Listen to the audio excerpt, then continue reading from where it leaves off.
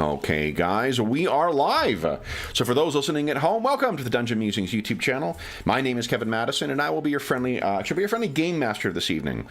Because tonight we are carrying on, or today, depending on what time it is for you, we are carrying on with our ongoing campaign playing Paizo's very cool Pathfinder 2nd Edition fantasy RPG, set in our own custom setting of the Spires of Paridar, a world of occult conspiracy, Coalpunk, dystopia, and industrial progress. With us tonight are the stars of the Spires of Paridar campaign. We are currently playing through a mystery called the Endless Odyssey. And I'll go through the order I've got you guys on the screen here. I want you to tell us who you are and who you're playing. First up, we've got James. Right, I am Sally Dumer, an Azarketi debutante of the Deep Blue Sea and detective. Very nice. Next up is Ingolf. Yeah, hi, I'm Ingolf. I'm playing Basil Rathbone, who is an Isoki investigator. And yeah, he wants to find out more about this Augustus Thorngrave and what he's up to, Grove. Nice. And last but certainly not least is Darren. Yep, Darren here. I'm playing Dr. Adam Ersprung, the physician. He's an inventor, and he's always, or nearly always, with his trusty sidekick, Igor. Very nice. Now, I mentioned that we are about this is our 7th session in the Endless Odyssey mystery. Where do we find ourselves today, guys, and what has happened last time? I'll give you a hint. It involved a train and a sudden exit from said train. Yeah, I mean, I think Sally should be really doing the recap on this one. Well, that's the summary of Anna Karenina put it, you know, boy meets girl and girl meets train. And that was a bit like... Girl meets floor. Yes. So I was trying to interrogate someone, and unfortunately they had a terrible accident and fell from the train. Yeah, a little oopsie there. Facilitated by a startling shove. I was trying to save her, to be fair. Yeah. I just happened to expedite her fall. But surprisingly, when we went back to look for her, she had in fact survived, despite my efforts. And we headed off. In my day job, we call that the actus or the mens rea. It is one of the critical components to make up a criminal act. I was entirely innocent in my spirit. That's all I can say. Yeah. So we tried to trace her back. It looked like she had somehow got a carriage back to Paridar. But we managed to hitch a ride with some farmer's wife, or a lady farmer, on her cart, and she took us along to the town where we'd originally been headed, where we were hoping to track down the mysterious coven in a manor house there. Mm-hmm. And we ended up in a bar, where a pub, where over some fine fresh fish and some pies, we got a bit of a lowdown of what was going on at the manor house, where basically everyone had got fired. Mm-hmm. And it was now a den of mystery. Yes. And meanwhile, Adam and Basil were plotting some strange investigations into the tax office to try and find out details there. Yeah. Anything to add, guys? No, we were... Yeah, I think we was heading to the Dunsbridge Town Hall, I think. We were going to, me and Basil. That is correct. So let's bring you over to... There we go. I'll move Golag down here for now. So our scene, guys, will open. I believe it is later in the afternoon when you guys arrive, so it's still not quite dark yet. Let's talk about the strategy you have for accessing the information or whatever information you may want to access. Are you intending on employing some burglary skills to gain access here, or are you trying to work that silver tongue to try and gain access to the whatever records that may be here? Yeah, I think we will try to just talk to the people, because I hope that they don't like Augustus Thorngrove, who's the new man, basically got rid of people that were employed there for years and so on. So I guess there will be bad blood, and yeah. Okay. Yeah, I think we'll have to see how they react. Yeah. The only other thing is, if they act scared of him, then I think we might be able to use that to our advantage. Like we were discussing before, we're going to do some sort of maintenance on the house, and I ain't going to get him involved because he's going to come down here and start, kicking. Yeah. But I we'll think try the other approach first, I think. Yeah. I think if we are telling we are investigating him for something, and then we come, I know that was just a mistake. We are. Yeah, it depends. Yeah, it depends if we can get a quick enough reaction off him. I don't know. Yeah. Okay. So I think what we see is you guys walking into one of these, one of the larger halls near, or one of the larger buildings near the church. Given that this is the sort of, the parish or county record seat, it's going to be a little bit bigger than what you would expect for a town of this size. You are, of course, in the town of Dunsbridge right now. And when you walk in, it does, however, feel like there's probably not a lot of... There would be the mayor's office, but the mayor's not going to be there because they don't have enough business to... Mayor in a place like Dunsbridge is going to be a part-time profession. However, there will be a parish clerk who would be likely available. And you guys walk in to the building. There, I think, is probably there is probably a little bit of a reception area, almost like a druggist's sort of little desk. And you can see someone working, the door is open to the back office, and there is someone working back there, a human man. Looks like he is probably in his 50s, based on the spectacles and the faded hair and grayed, or the receding hairline and the gray hair. He looks up, and I mean, at this point, all he could see is Dr. Earthsprung, I think, because if there is a desk, then Basil, you maybe look around and you might be able to find something to stand on if you want to sort of, poke up over. The man looks up from the desk, kind of cranes his head to be able to see what the dinging of the bell is. Yes? He only sees you at this point, Dr. Earthsprung. Yeah, I mean, are you going to take the lead on this one? Yeah, you can just talk to him, and I will jump in if necessary. So he sees you looking down and talking, and he says, No pets in here, sir. Excuse me? I'll give him an intimidating glare at that straight away. We can't see Basil at this point. Yeah. I hope you're not referring to my friend.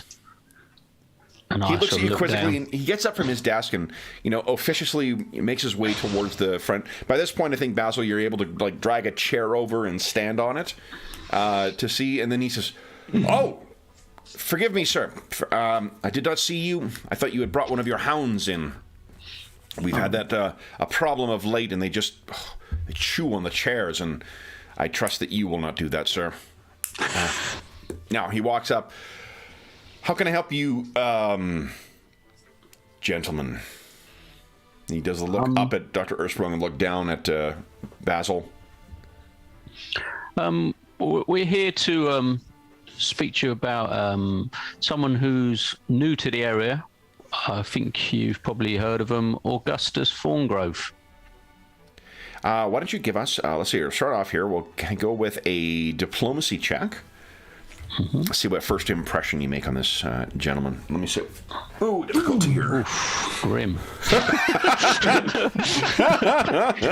You mean my master? I think we might try that again. I don't think that's going to aid our...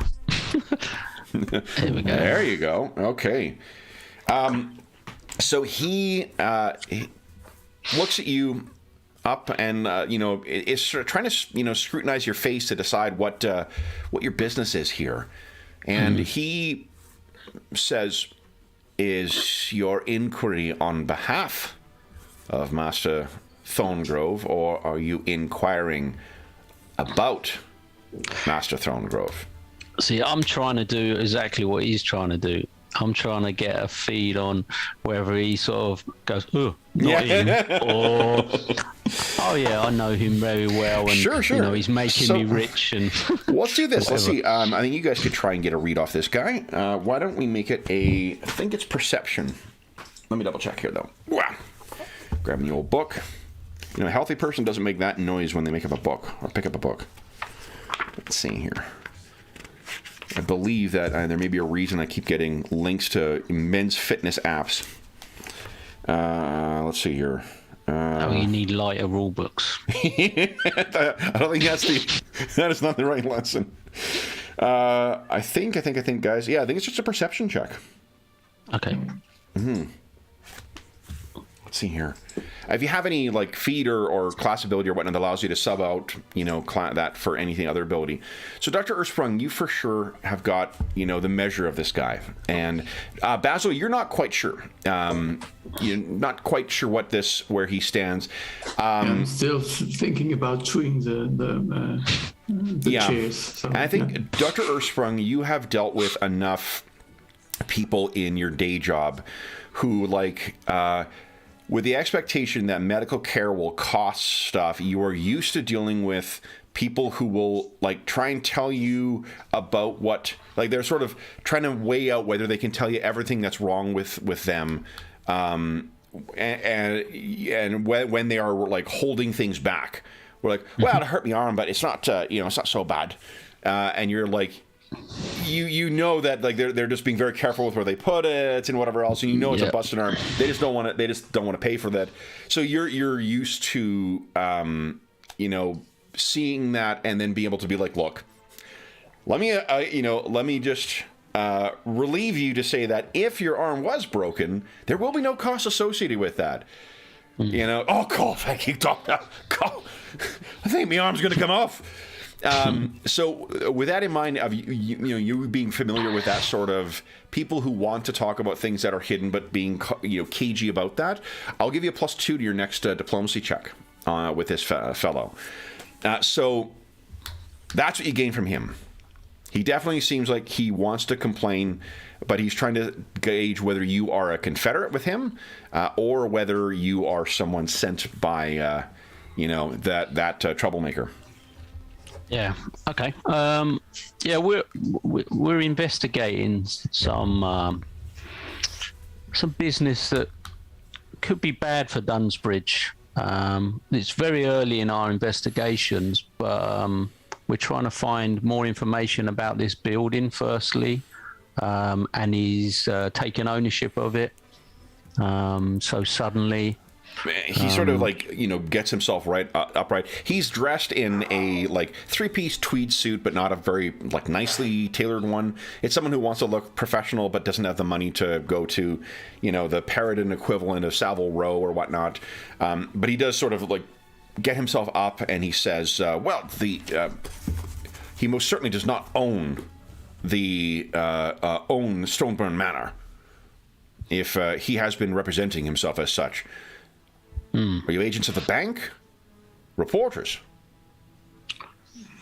I think we can show our cards or something. We have cards, I suppose. Yeah, well, I guess we have got a business card of some description. Yeah.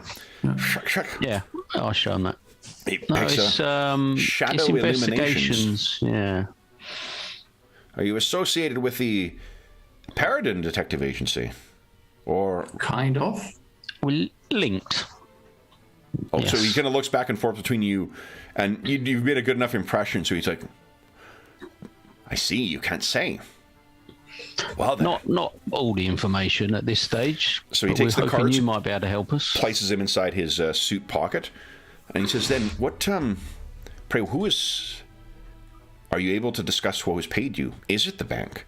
Has he taken out loans against the manor? I can assure you, he certainly does not own that property." We're concerned that he's making alterations to the building that he shouldn't be, and we were hoping that you might be able to help us with some sort of blueprints or, some more information on the actual building. I see. Why don't you give us another diplomacy check, and we'll give you a +2 to this. So whatever the result is, we'll add +2 to it. Yeah. 21. So he says, "I see. Construction. There has. I've heard. I don't think he's told you about it, unless he has. He has not. He would not necessarily need to. Well, he would need to report those things to the parish to assess for taxes. So certainly, that would explain why there's been so many coming and going from the manor as of late. And we have not received anything from the Colstonhead family about this. Is he doing so? He seems to be caught up in the gossip of this. Is he doing so without their approval? Are they the ones? That is what we believe. Obviously, like I said, it's very early in the investigation, but we've got some rumors and some. Yeah. I would just say, well, it seems like he maybe takes the benefits a little bit too much to his own needs than what he was granted. So there is concern. You understand? That is, I understand.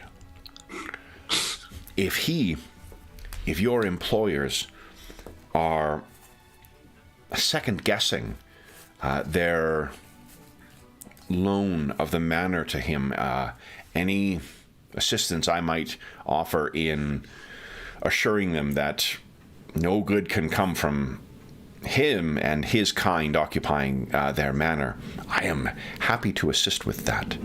Now, normally you must understand that the records are...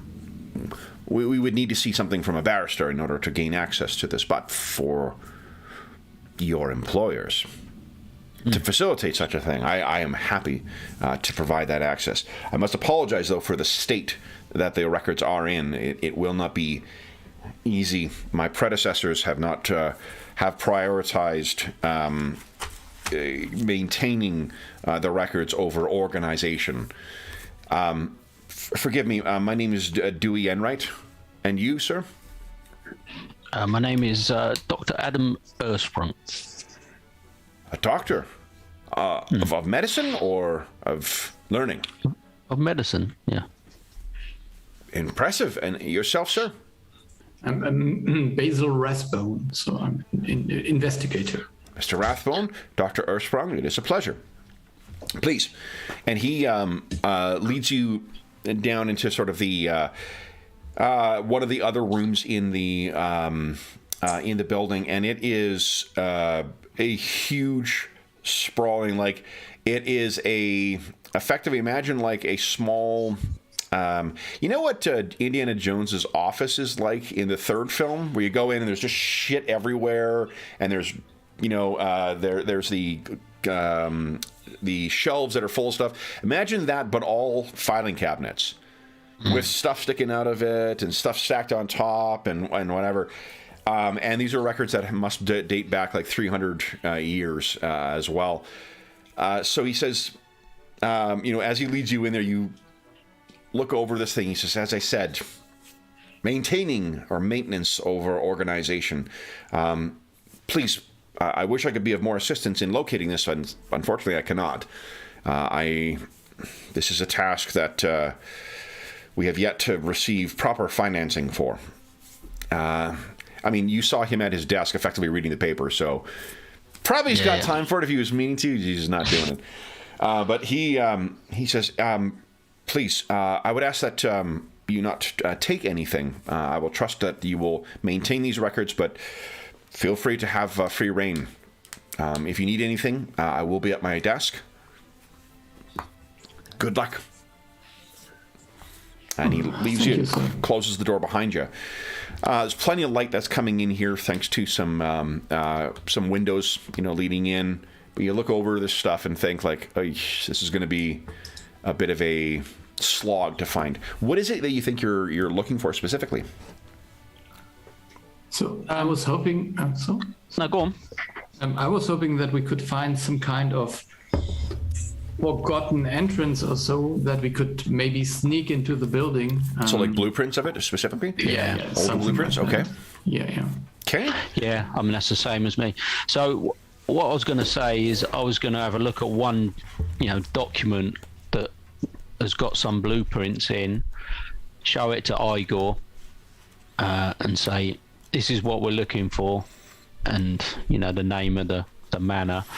And set him to work as well, so that we can try and speed up the process as much as possible. Okay, so what we'll do, guys, is we're going to use a subsystem for this, and let's see, vehicle combat. That's what we'll use. No, not yet, at least. Let's see, where is it? Research, perfect. Okay. So, do you guys have any lores that you think might assist you in conducting this kind of research? Those I have feats that I think are relevant here. Oh yeah? What do you think? So I have this Expedious Inspection feat, which allows me to assess my surroundings with great speed and to observe things. So maybe this would be just speeding things up. Yeah, what I'll do is for each pass through, why don't I double the results you get from your roll? We're going to treat this just like other subsystems or minigame things, where you're going to get 1 research point for a success on your skill check, 2 research points on a critical success. But what the speedy, I think with speed also comes the risk of overlooking something. So if you get a critical failure, Basil, it will mean double for setting back. That's fair, yeah. Okay. Okay, let's see here. So if you've got that, that feat will definitely double your yield. So you'll get 2 research points off of a success, 4 research points off of a critical success. But do you have any lore do you think would specifically apply here of looking through county records? Yeah, so this is not exactly underworld. It may be underground, but not underworld, maybe. I think that you could. I think that the difficulty. What the other skills you could use would be like occultism, just because that's used to. Occultism is about like going through forgotten tomes and stuff like that. The difficulty with that will be higher than the difficulty for underworld lore. I think would be even higher, because there's not a lot of whatever you can be said about the merits of the underworld. It's not a lot of like document intensive stuff, unless you're a really stupid cryptocurrency thief. Then there's a lot of documentation that goes with that. But the for your for that skill, I think you can still use it. It's just that the difficulty number will be even higher than what it would be with occultism. Yeah, I can use occult. Occultism would be nice. Okay. I mean, that's no problem. And Dr. Ursprung, do you have any skill you think? I mean, he does a lot of research. He's got arcana, crafting. He reads a lot. He does a lot of that sort of thing. I don't know, what is it? Is it sort of perception? Is that the normal sort of? No, not for this. For this, no. You're probably. What lores do you have? I'm Underworld as well, so Underworld, okay. I'm in the same position as. Yeah, so Underworld and warfare wouldn't. No. Not yet. Actually, there was a war that just that happened in the recent past. We've got members of the party who fought in that war, one of the things that would be in there too is death notices. It would be, and enlistment and local records. I'm willing to twist that enough to be that would be the equivalent of, like, the suggested ones they've got here are academia lore or library lore, but like what background specifically has those? I think warfare lore, there's enough, especially for a sizable, modern army like the Paridar army, there would be an awful lot of documentation around that. Conscription was a thing during the war, so there would be records relating to that for the parish as well. So while it's not directly related to what you're looking for, the difficulty number for that might be comparable or a little less than what occultism would be. Now, Dr. Ersprung, what are your... Yeah, my strengths, like I say, are Arcana, crafting. Arcana probably not. Like occultism is the sort of like odd and forgotten magics of the world. Arcana relates to the specific formalized training for wizards and that kind of stuff. So let's hear what else you got, Dr. Ersprung. I've got occultism, crafting, okay, society. Yeah, you're trained in occultism as well, so like that's definitely what you can use. Yeah. What maybe your best bet with Igor is to have him assist one of you on the roll. Have him roll against a DC 20. If he gets a success, you get +2 or +1 to your roll. Yeah, well, I'll get him to help Basil, just sort of lining stuff up and grouping it up so he can just flick through it quicker. Yep. So he's sort of doing the back and forwards of picking stacks of paperwork up. And sure. That. So then the for warfare lore, the DC will be 15. For occultism, it will be a DC of 20. Mm-hmm. And for Igor to help, how are you foreseeing him? Does he have any intelligence-based skills? I'm not sure. He hasn't got really anything. He's only got acrobatics and athletics. -4 to his intelligence too. Yeah. He literally, all I want him to do is pick stuff up and put it next to Basil and lay it out to help so with the that stacking?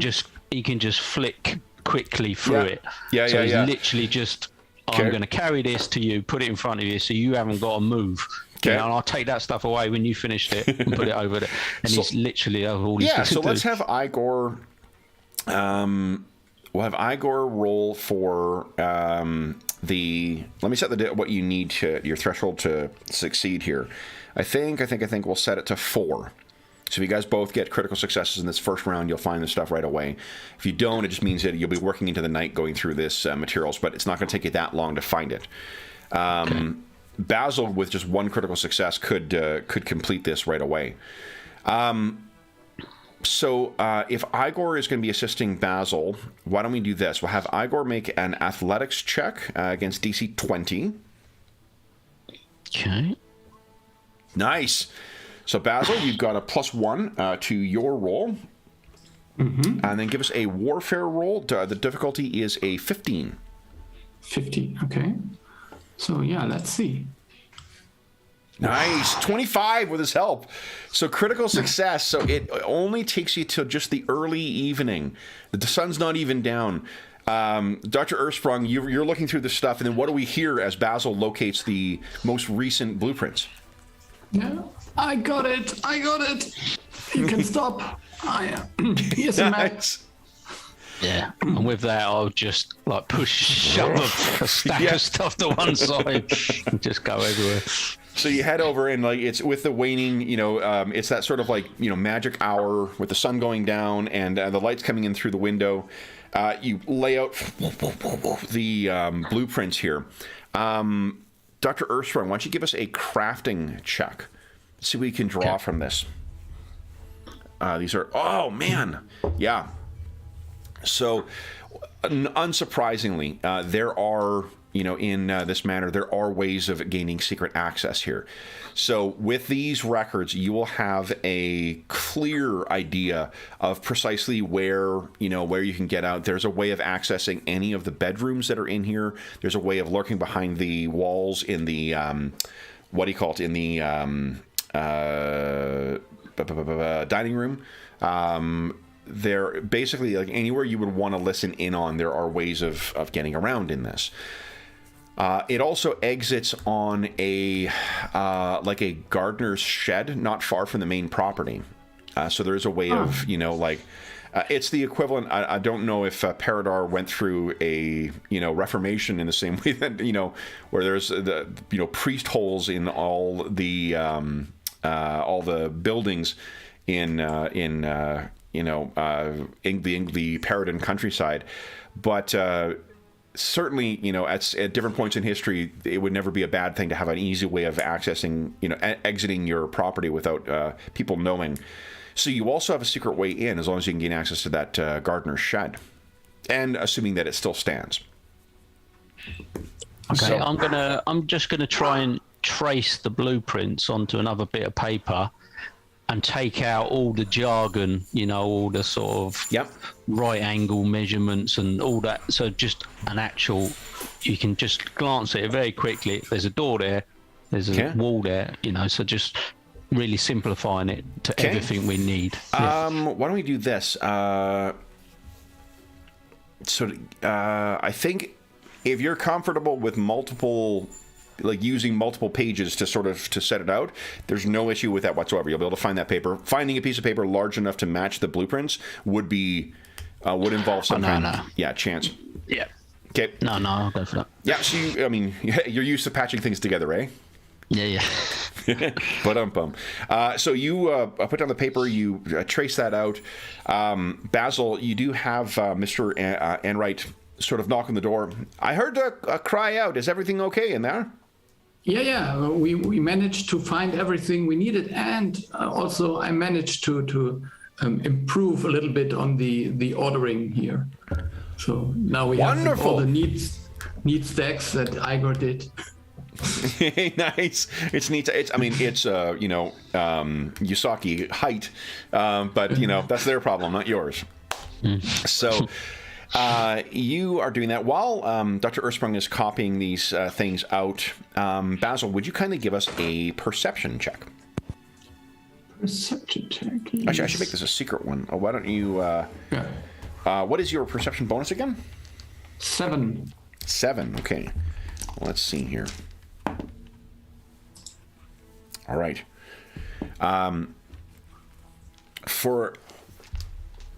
The time that he's copying it down, this is one of those times where, like, there are some shadows cast in here, but they feel, I don't know, like you're paying more attention to the light of the setting sun than you are to the shadows being cast, behind you. It takes you about maybe half an hour, Dr. Earthsprung, to finish copying everything off, but then you're confident, placed in the right order, and you've numbered them so you know where they go.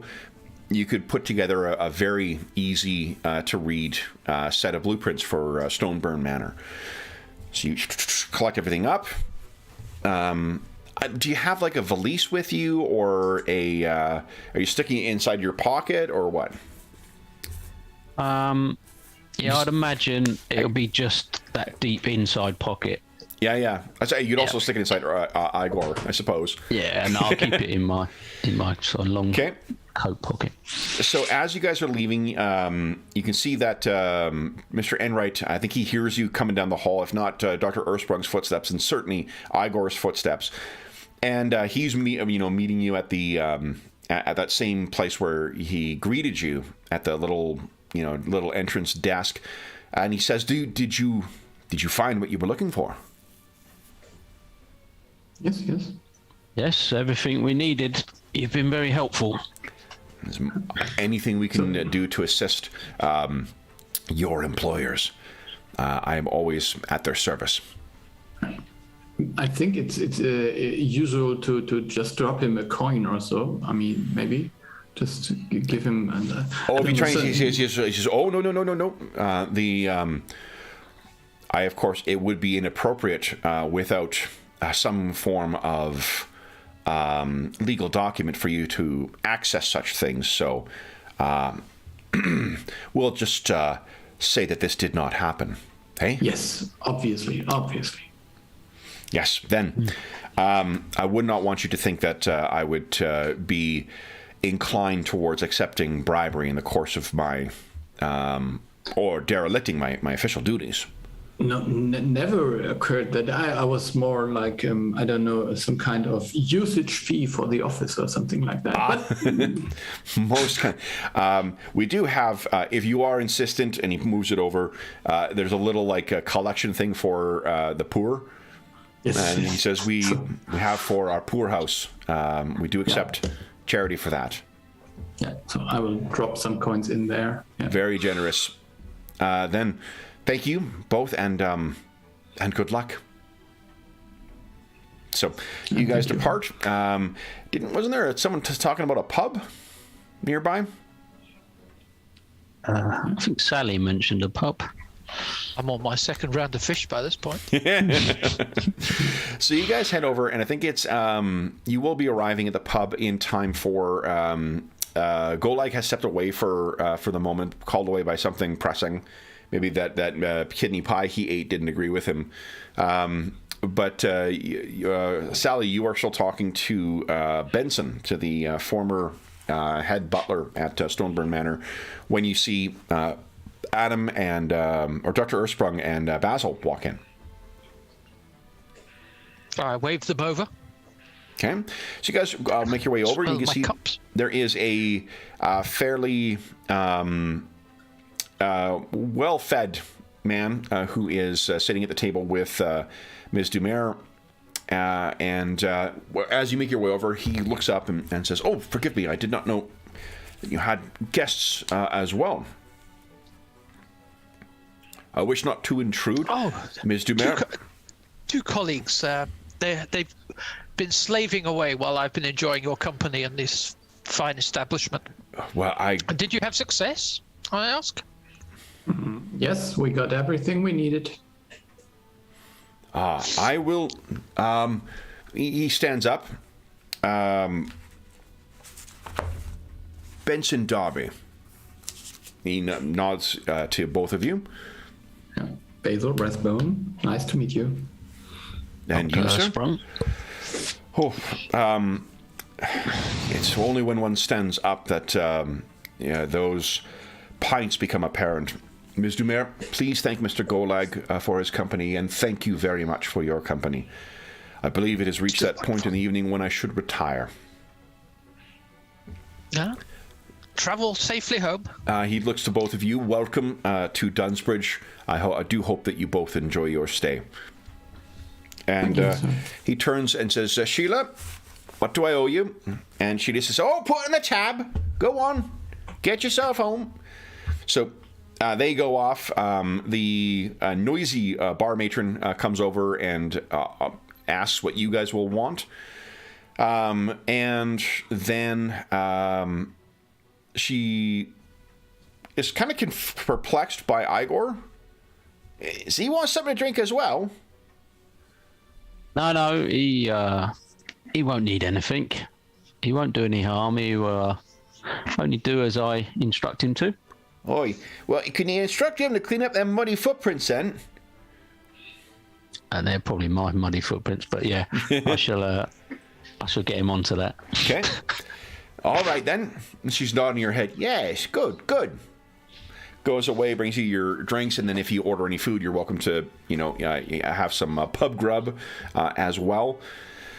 And you guys now have privacy at your table. Yeah. Okay, I'll get out the documents, or the relevant ones, especially the ones where we found a bit of a loophole, as it were. Yeah. Adam, let's just check the shadows after our recent encounters. Let's just look around. Okay. Before we look, I don't know. I'm trying to see if I see something out of place. So Basil, yours is a +7. Yes. Okay. Adam, so Dr. Earthsprung, what is yours? 6. +6. Okay. Yeah. Ms. Dumer, it's +4 for you? +3. +3 for you. Jeez. So you guys sit down, and Basil, you make your, take a look around, and there are, now it's later in the day, there are some locals who are coming in to have a pint and, have dinner. Workmen at the end of their day who are coming in to, to wind down and get their meal. It seems like there is like a bachelor table where like the unmarried young men are all, you know, enjoying the company and dinner of Sheila. She's very noisily greeting them. You get a feeling this is probably at the end of every workday, the routine that everyone goes through here. Adam, or Dr. Erstrong, and Ms. Dumer, you don't notice anything of, nothing that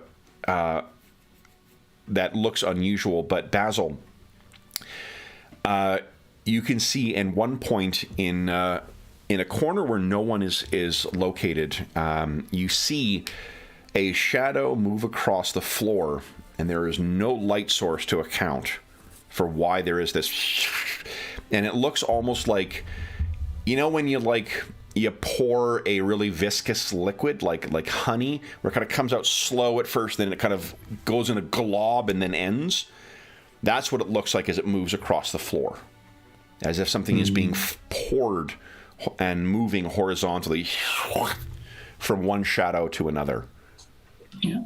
So I will stop Adam and just before he folds out the map. No, I think there's too many shadows around here. We have to wait for some lighter environment to look at these things. Okay, yeah, he'll have a look around and he'll just nod, accept that. That's fair enough. Okay, later then. Yeah, there seems to be one of those things, you know. So you guys are looking over, you know, this ambient noise is just of your average pub. There's that white noise of people talking, and you know, someone might have brought out a fiddle at this point and is playing idly in the corner. There are an awful lot of shadows in here, though. This is an old pub, so like it is hard to not think that anything could lurk under any of the tables, in any of the corners, in the booths. So just to be curious, so Sally, where is Golak actually? No idea. He nipped off for. I think he had some trouble with his tongue. That's all. Okay, so but this is more like a natural reason for that. So no concern. Yeah, just like we do in other things. Like if there's a player absence, we just ignore it for the purpose of we don't need to justify it or think anything suspicious of it. Yeah. So. And after Basil said that, I'm going to pull out one of those mechanical torches and just push it across the table. I'll say if you need, just in case. Weren't we using Golak's car? I mean, couldn't we just get into there and put on the light in there? I mean, we could be seen, but I guess none of the creatures could come in. I don't know. You would have to be using a torch, like one of the Coalpunk flashlights, effectively, because there's not like an overhead light in it. It is very, very bare bones inside. And maybe, so I don't know. So do we want to wait or just do it now anyways? Well, it's just... It seems like it's monitoring or watching us, or, rather than going to attack us in a busy... listening in. So I think we will go back to Paridar tomorrow. It seems we can't do anything here. It seems like Golak found out that there is no way in doing or getting any additional information. We have to visit the asylum tomorrow first. Well, very good. I'll try to wink maybe at Adam. Yeah, I'll catch on. I think he'll catch on at this point. And very well, I'll have to make another meeting with the doctor at the asylum, and we'll try and visit tomorrow night. See if we can pick up some more information since we've come to what seems to be a dead end. Why don't you both give us a deception check?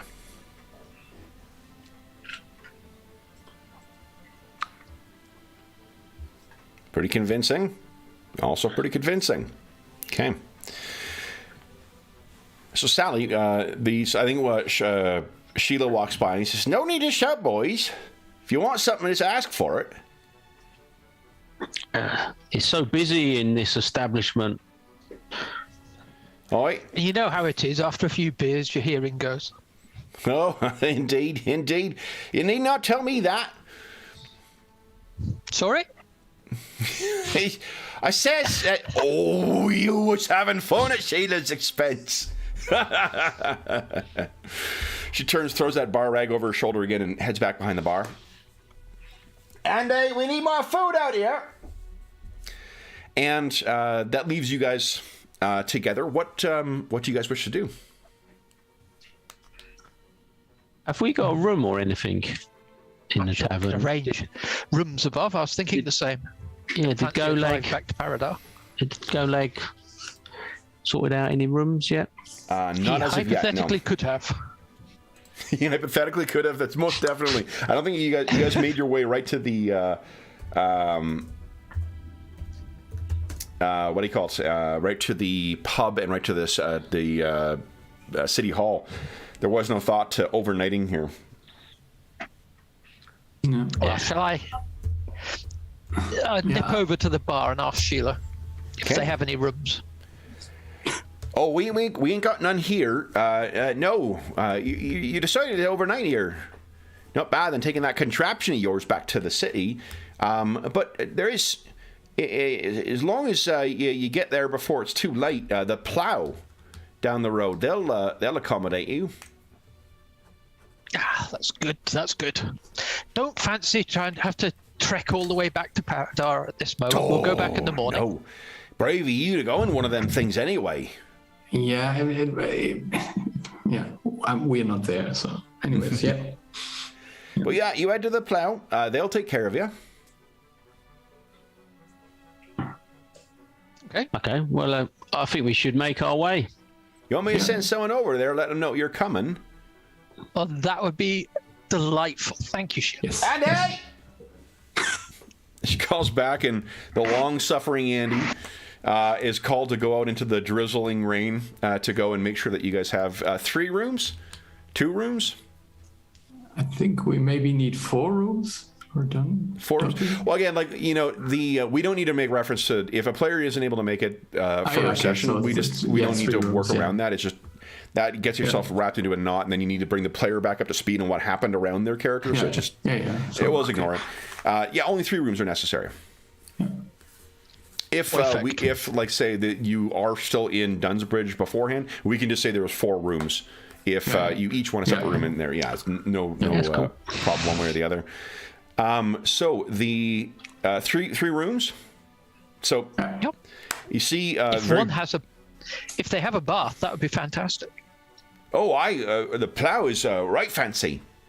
I wouldn't have thought anything less for you. I mean, you could have stayed at the White Hart, but that place, I wouldn't lay my head down there. The plow it is then. The plow it is. All right. So you see Andy duck out into the drizzle and head down. Sal, you come back to the table. I guess you share the news that you'll have rooms for the evening. Yep. Anything you guys wish to have happen here before or anything you want to discuss here before you guys retire to the plow? I think we want to wait until we can speak a bit more freely, don't we? Yeah. So I think we'll just give it general chat. Okay. You know, about the weather and the food and Yeah. And maybe I'm starting to talk about how it is not good to drive this carriage if you're too drunk. So we can't we have to stay overnight. It's Okay. Okay. So the how long do you want to? It's not long. It's about half an hour between when Andy left and Andy came back, and they have Sheila assures you you've got rooms at the plow. You need only check in with the concierge / proprietor of the plow. you have 3 separate rooms there. How long do you want to stay at this pub before you head your way down to your rooms? Well, do we want to head off to see if we're tailed? Yeah. Or Yeah, we should, maybe. yeah, just to see if we can shake the our friend. Okay. Let's see. I believe we have some more appropriate music for that. Yeah, there we go.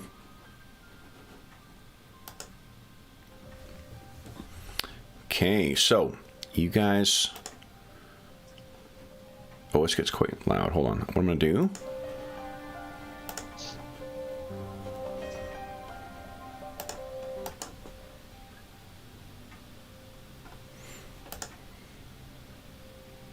There we go. So you guys can actually hear it at a decent level now without it drowning out the your audio. You can feel free to you can change the in the audio and video chat. You can adjust the master volume level if that's too loud for you. That's cool.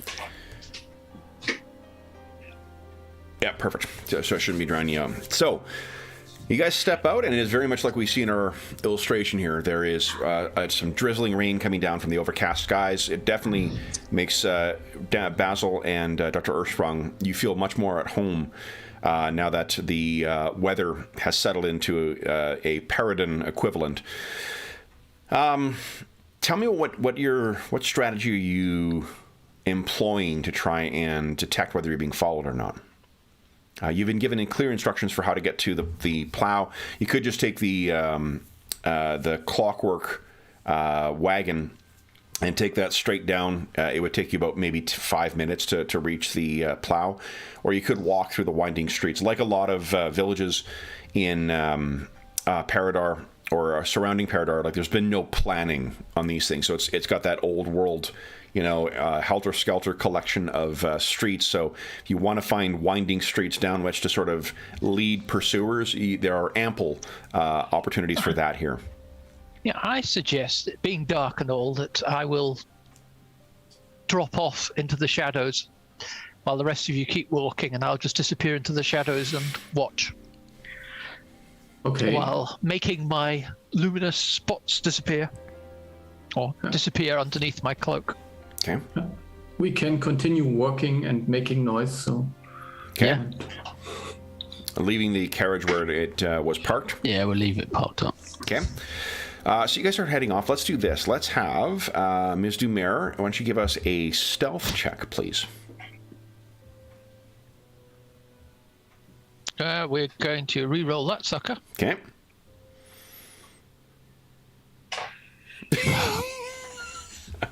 We're going to re-roll it again. You cannot. No, you only get one re-roll. No, you do have the benefit of the. You're going to get a bonus to that because of the ambient shadows. It's just there's a really good environment in which to try and hide yourself.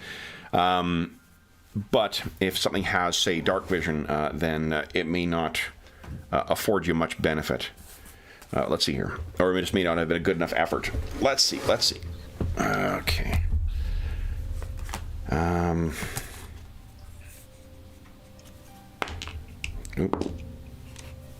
Okay.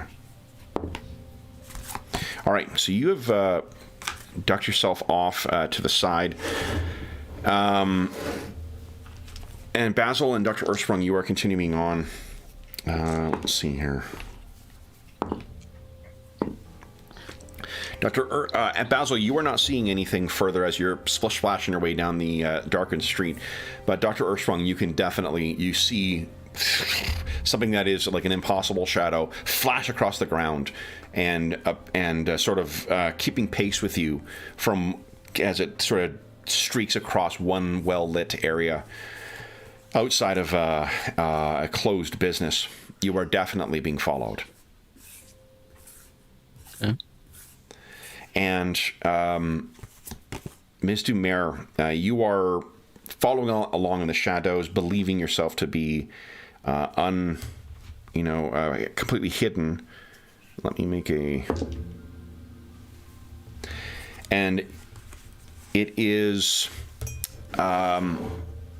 about halfway from, you would guess. The walk itself is going to be about 15 minutes from where you are to get to the plow. The streets at this point are pretty much empty. There may be some a bit more activity later on, but everyone's at dinner or, at their home for the evening.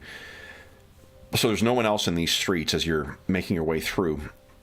Ms. Dumer, you are aware that there is someone in the same alleyway as you. You can picture that your fellows are about maybe 30 feet away. You're kind of you have been followed behind them, trying to spot anything that that may be stalking along beside them. Both seem drenched in the falling rain. You can hear the gears in Igor as he's stomping along. And you realize that about 10 feet behind you, there is someone approaching, trying to stalk up on you. While you have been unsuccessful at your efforts at hiding, it seems that they have been equally unsuccessful. And you turn over your shoulder, and what you see is a woman dressed head to toe in a long black outfit. There's a black coat on. She has a parasol over her head, keeping her veiled face dry. There are gloves on. She does not seem to... Well, you seem to be aware of her. Do you make any indication that you know she's behind you? No, I just keep working along in the shadows, pretending I don't see her. Would you give us a perception check, please? This is one you can... Oh, dear. The difficulty in this one is actually quite low, so... Especially now that you're aware of her. Yeah. So what you see is she looks, walks up to being about 10 feet away from you, and then gestures with her hand. And even though there's only a little bit of light that's going in here, you can see there is like a writhing tendril that moves across the surface of the soaked alleyway, and it seems to be moving up towards you like a snake coming in to strike. Then, quick question. Yep. Do I have one of the torches that we had? Possibly not. You tell me. If you think you would, I accept that. If you think you would not. There's 3 of them, just for information. I'll say yes, at which point I will be reaching to crank that up. I can now tell that I've been sussed. Okay. So I'll try and ignite it. Let's do this, guys. Let's everyone click on your token. Go ahead and click on... I think it will be perception for rolling initiative for everybody in this one. And let me get... Oh, I should get some tokens out here for what is pursuing you. Let's see here.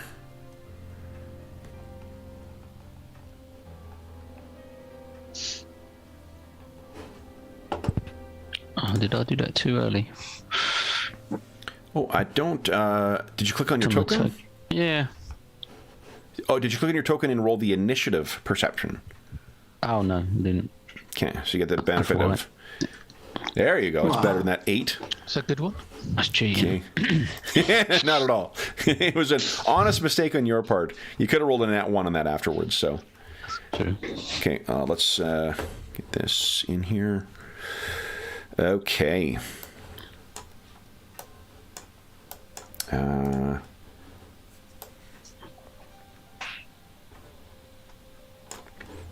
Okay, here we go. Here we go.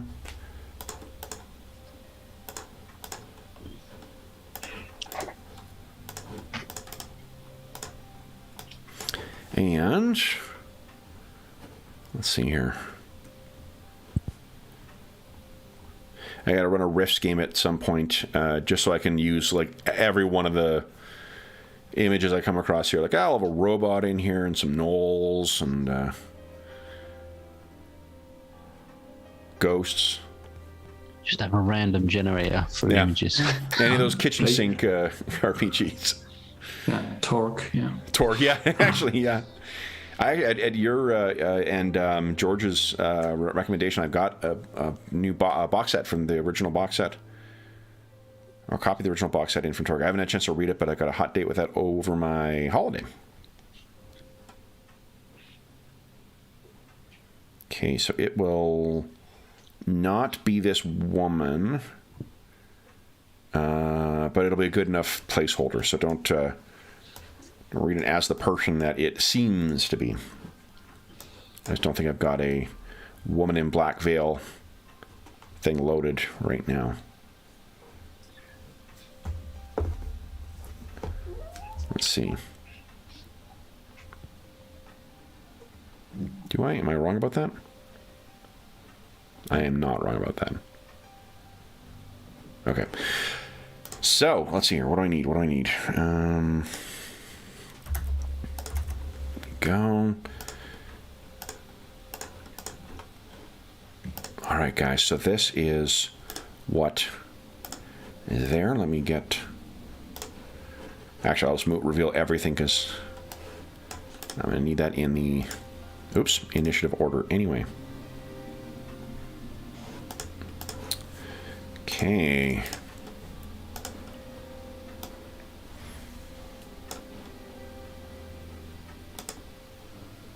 Okay. Here we go.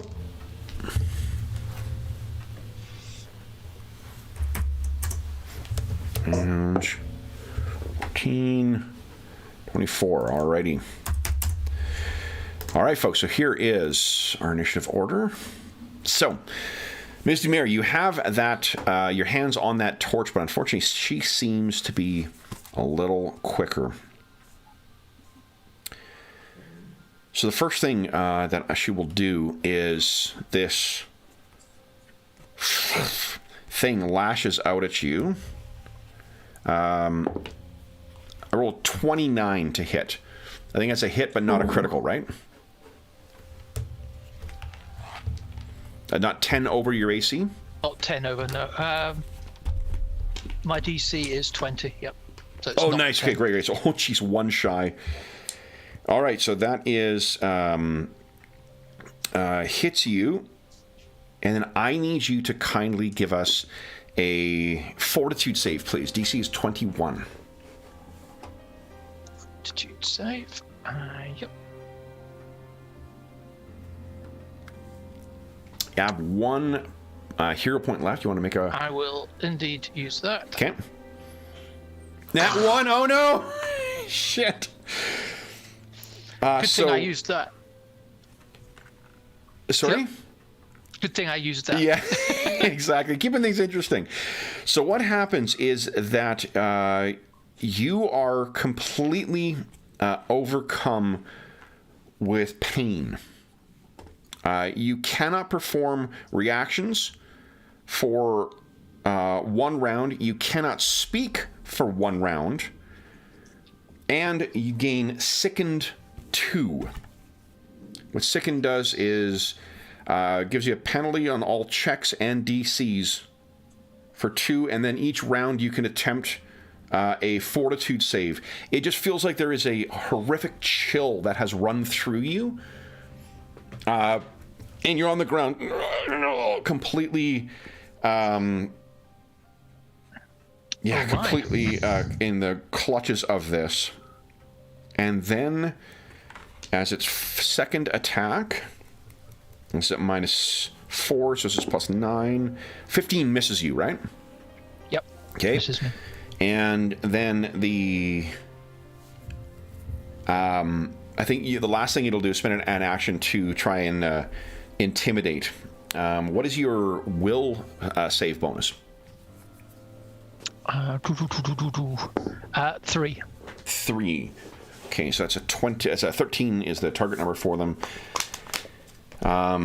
You hear a whisper in your mind. You should not have come. And you also gain Frightened 1. So basically what that means is that you will be, let's see here. This is a status penalty. Yep. Fortune doesn't stack with the other. At the end of the round, it'll reduce. This is more of just a role-playing thing. You are gripped with fear, but it's the physical sensation of this chill that more affects you. Dr. Ursprung, you're up next. What are you doing? So obviously we've heard this encounter or attack on Sally. You have not. No, you could try and no. Yeah, she was unfortunately going to do something. So you're not aware of what's going on. You could do seek to try and like either spot something or hear something. I mean, if we haven't heard anything, we'd have been just literally carrying on as... I think that if we were in the encounter mode, based on what you guys were saying, keeping an eye out for stuff, you would have been effectively using each round to seek. So I'm fine with you using one of your 3 actions to seek. Right now, I'm going to make a perception check and see if you can hear anything from Ms. Dumer. To hear her, like, kind of, reaction, that's only going to be a DC 10. Okay, I should do that with my first action then. Okay. Nat 20. So not only do you see that, allow me to reveal what else you can see. Ooh. Those 2 slithering shadows. There is one on one side of you and one that seems to be underneath a cart that has been kind of, bird dogging Basil. Are these ones we've seen before? So Basil's, this is unlike anything you've seen. They're much smaller than the fully coalesced shadow that you face. Like you may remember, this is, these were the little mites that you faced. Yep. And then there was that fully formed, giant humanoid thing. This is different. These are like, wispy, vaguely, like it's even tough to make out a form in them, but there does seem to be a lot of sharp bits in it. All right. Okay, so that was one action. You got 2 more actions. And I can see Sally. Yes, you can't see Sally. Actually, you might be able to see Sally. With a nat 20, you can see where she is, and she's crouched over Indra. She's not prone or anything, just she's over and looks visibly in pain. And how close is the woman to Sally? I don't think you see her, only because you don't have the line of sight. Remember, you're like 25 feet forward from them on the road. Sally was back in an alleyway, and then this person was 10 feet into the alleyway behind Sally. Right, so I haven't seen her yet. Yeah. Okay. But I mean, I think that with a critical success like that, you could learn all you need to know with Sally's look, her, pale blue eyes meet yours, and you know that she's in trouble. Okay, well, I'll run down. Okay. So I can see exactly what's happening. Yeah, so you stride one, you make your way back to Sally, and I think as you get to the corner, that's where you can see, and again, it looks like the woman I described, the parasol, the veil, the, whatever, and you can see this, there's something that seemed a shadowy tendril that is raised up from it and has, like, struck at Sally from the ground. Okay, so it's completely standalone. It's not coming from the woman. It is coming from the woman, but it's like a weird. Imagine like a shadow cast by her that then suddenly comes out extended. Yeah, from the ground. Okay. And she's 10 feet away from you right now. One more action. What would you like to do? Well, I'm going to try and intimidate her then. Okay. Sort of catch her by surprise. I've got intimidating glare. Okay. So I'm going to try and demoralize her. Yeah. Difficulty in that is a hold on. Any immunities here? Nope. So that'll be a difficulty of 20. Go ahead and give us a intimidation. Oof. So what do you say? You could spend a hero point. You're going to get a hero point back in a moment here. Yeah, I'm gonna try it. Okay. I'm just gonna shout down there in my sort of loud, boomy voice, just get away from her. Okay. And just giving her a real intimidating stare and roll exactly the same thing.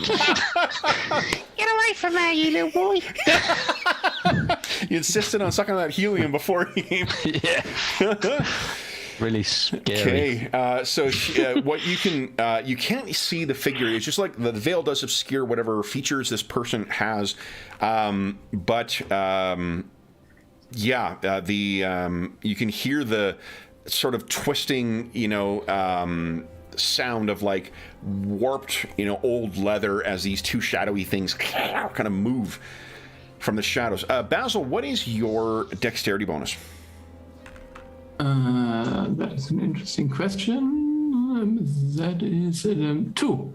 Okay, that's why they're first. Yeah. So unfortunately, Basil, it's still not your turn yet. So you see Dr. Earthsprung spring around and race back to the corner. You're sort of like, what is going on?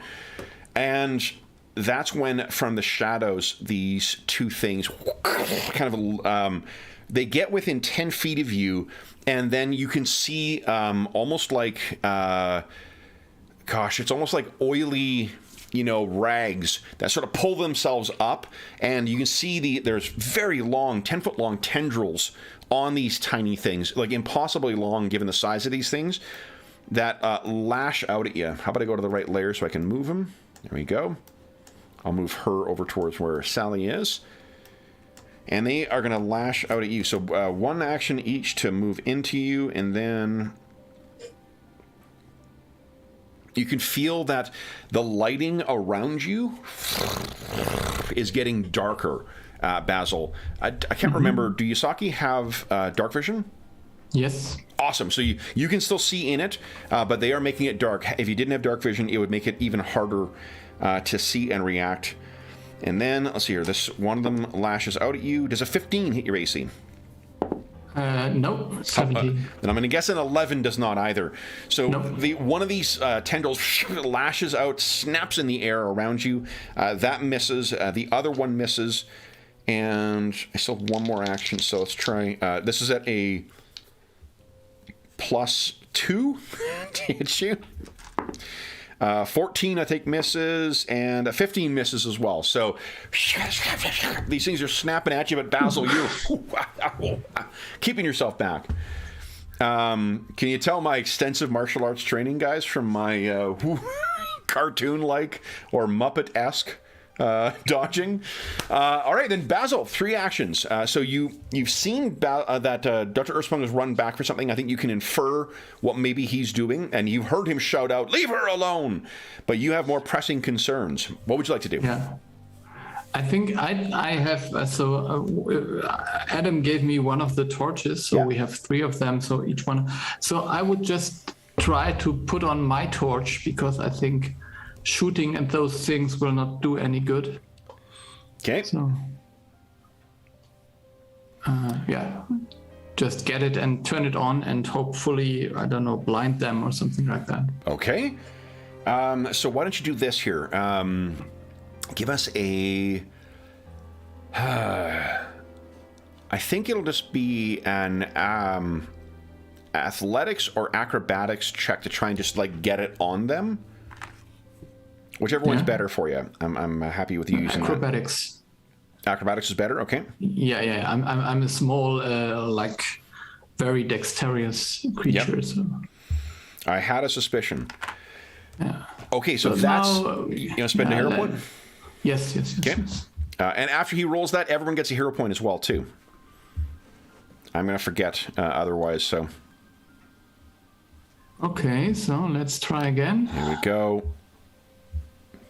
That is good. So you get 1, and it's it sounds like a very, very high pitched kind of screeching.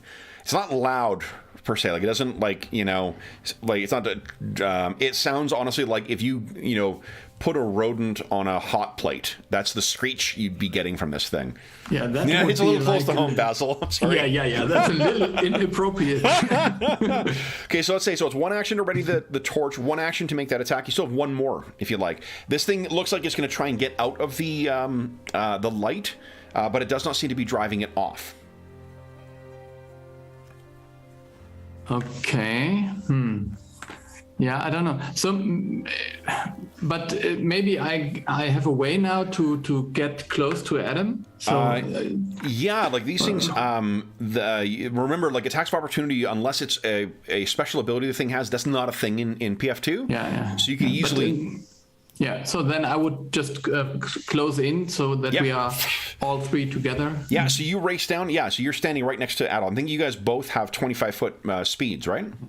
Yeah. Yeah, so the stride. All right, so then we go to Ms. Dumer, who is currently sickened 2 and cannot speak. Ms. Dumer, you have 3 actions. What would you like to do? So I can actually try and do something. I'll try and get. You can spend an action to make another fortitude save to try and shake this. I will do that for a start. That's for sure. Okay. So this is. The difficulty of the save is DC. Yeah, it's 21. So that's not a success. You want to use that newfound point to try and get rid of it? I will use that. Let's try that. Okay. Come on, big money. Let's see. Going in the right direction, it's not a critical fail. So unfortunately, you're still sickened 2, which means you're taking a -2 to... If you've got that on your character sheet recorded, it'll do the math properly for you. Yeah, that's what I've had that, so that's why I got the score, I think. Perfect. Yeah. Then you have 2 more actions. What would you like to do, Ms. Dumer? I will try and get that torch going again. Okay, so you had that in your hand before. Why don't you do the same thing, either acrobatics or athletics, just to try and pin this woman down in the light. Nat 20. And there we go. So here's the thing, is you get it up on her. She jerks to the side such that she drops her parasol. The wind gusts up just enough so it pulls her veil back. There's 2 things you can see of interest. One of them is the choker around her neck that has a red gem in it. The other thing of interest, perfectly smooth face. There are no features on it whatsoever. Ooh, creepy. You have 1 more action, Ms. Dumer. What do you want to do? I will put up my shield, my hydraulic deflection. Awesome. So the water kind of drains up from the ground, collects in this thing, and you've got a boost to your AC. In front of me. Awesome. Okay, so before we start our next round, guys, why don't we take a mid-session break right now? Because I imagine we'll plow through. Combat will take a little while to get through this, and we'll let Sally stew with the faceless foe over the break. So we'll be back momentarily, folks.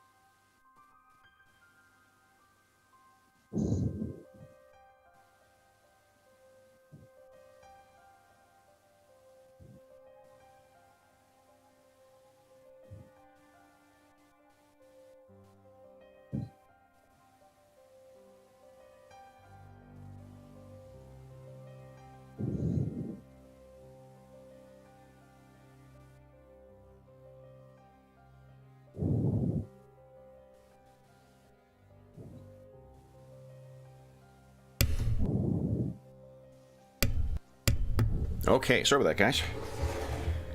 I got a whenever you get an urgent call from home, you're always like, oh my god, what's going on? And I had completely forgotten that I regularly keep my mom's reading list up because I just order shit for her from Amazon. People have different ways of keeping their, keeping their parents in the loop of things and keeping them current. So she just had a book. The Behind the Bastards podcast had a 3-part thing on the Irish potato famine, or the Irish genocide, if you frame it that way. A really, really cool book. I can't remember the name of it, but it just got delivered to her. So she's currently reading a book on Stalin that I sent her too. So she's like, "Are you sending me just nothing about starvation now?" Because she's reading a chapter about the expulsion of the kulaks.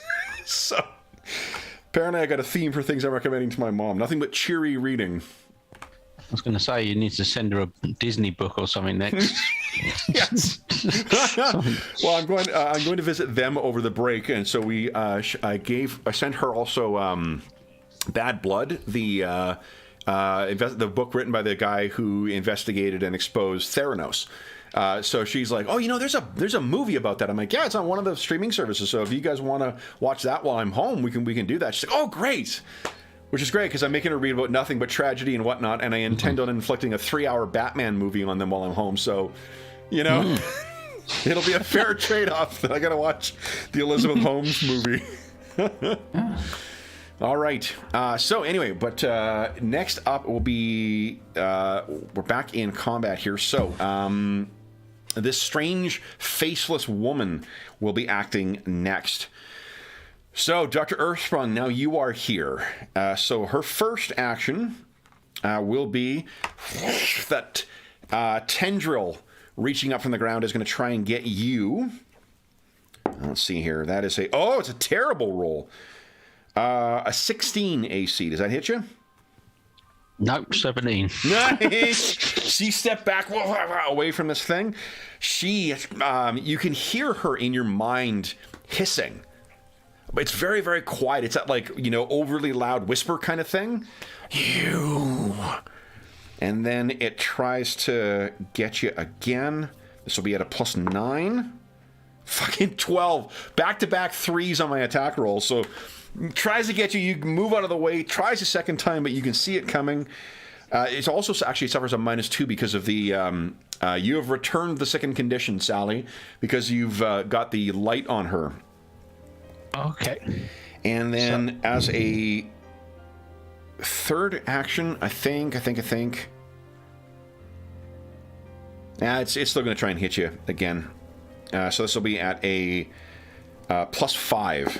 Now that's a little better, but the +5 will mean a 12. 3 times that tendril tries to get at you, Dr. Earthsprung. 3 times it fails to connect. Now it's your turn. What are you doing? What effect did the light have on the shadow creature? It seems it almost looks, and maybe it's just because of the rain coming down. It's trembling almost like in seizures by being fixed on the light, and like Sally with her nat 20 hit it squarely right in the brightest part of the light. So it's sort of disabling them rather than a little bit, yeah, injuring them. Okay. Well, I'm still under the impression that this amulet round her neck has some sort of control over them or gives them power. So I'm gonna ask Igor to charge in and try and rip this amulet off of her. Okay. Without disabling her, that's going to be an extraordinarily hard task, but not impossible. That's why we have 20s on dice. So, you giving 2 actions or 3 actions to Igor? 3, I think, because he's got to get there first. Yep. So Igor strides down. We didn't talk about Igor last round, but I'm assuming he sort of kept pace with you. So it'll be 1 action to stride in. Go ahead and make your attack as your second one. So if he's, it'll be an athletics check. Okay. Then to try and grab this thing. Close, but not quite good enough. So tries to grab at the thing. Do you wish to try again? It'll be a -5 for this follow-up. I mean, if that missed, it's only going to be a crit that's going to hit. So that didn't miss hitting her. It missed grabbing this specific thing. Yeah. Yeah. I think this time he might just take a swing at her to try and put her off guard. So go ahead and make an attack. This will be your second attack. So it'll be minus, because a grapple does count as an attack. Okay. That nicely done. That does connect. So 7 points of bludgeoning damage. She's hit, and you can tell, like, for a woman who's standing maybe like 5'7", 5'6", this woman can take a fucking hit, because his percussive sedation is no small thing. This thing hisses, but again, like, no face whatsoever. I'm making stupid faces and whatnot, but she is completely expressionless. Dr. Earthsprung, you still have one more action. What would you like to do? Where's she positioned now? Because she's attacked me. Is she come towards me, or no? 10 feet away. Like, this thing is reaching out 10 feet away from you. And how close is she to Sally? You guys are standing side by side. You're equal distance from her. All right. Okay.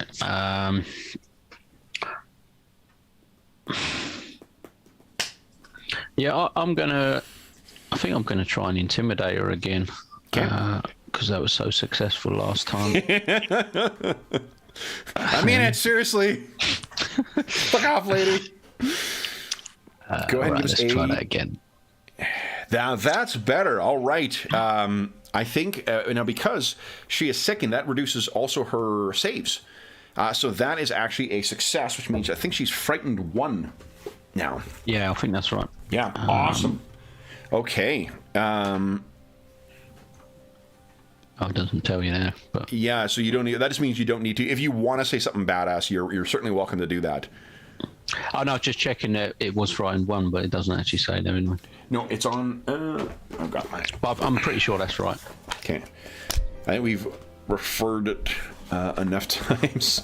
My book actually naturally opens up to it. So, yeah, frightened 1. Yep. Okay. So then, so that is a status effect, so it won't stack with the light effect, but the role-playing wise certainly had that effect. All right. So then, Basil, as you ran over to Dr. Earthsprung, I have assumed that you kept your light on this thing behind you. Am I right in thinking that? Yeah, that's okay. So this thing is sick, and it's going to need to. I think I'm going to make a acrobatics check to try and get out of. I'm assuming you're keeping the light on it. What is your acrobatics bonus? That'll be its DC. 6, so it's 16. 6. Okay, 16. Okay, so that is not that thing. I'm making use of my cards once again. I intentionally. I didn't have the tokens set up beforehand, but I did grab my monster cards beforehand. Let's see here. No, its reflex is pretty good. So let's see here. So it's going to spend 1 action to try and get out of this light. No, I rolled a 2. So you're easily able to follow this thing. It is still sickened. It's going to spend another action to stride up towards you, and then it's going to try and... Oh, you know what? It might actually try and disarm you. Because it does not like that light at all. I think that's an acrobatic or a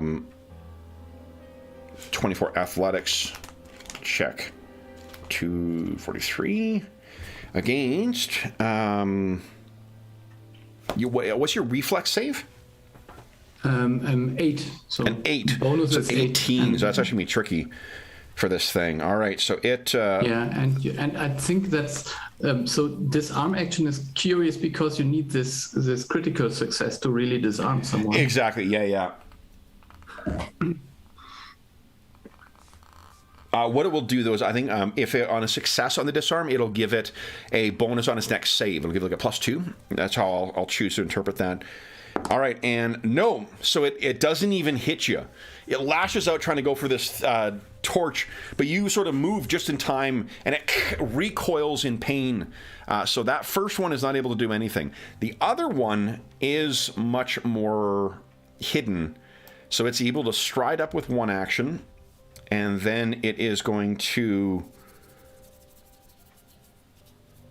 and all of you, I think, Sally has dark vision, I believe. Dr. Ursprung, do you have dark vision?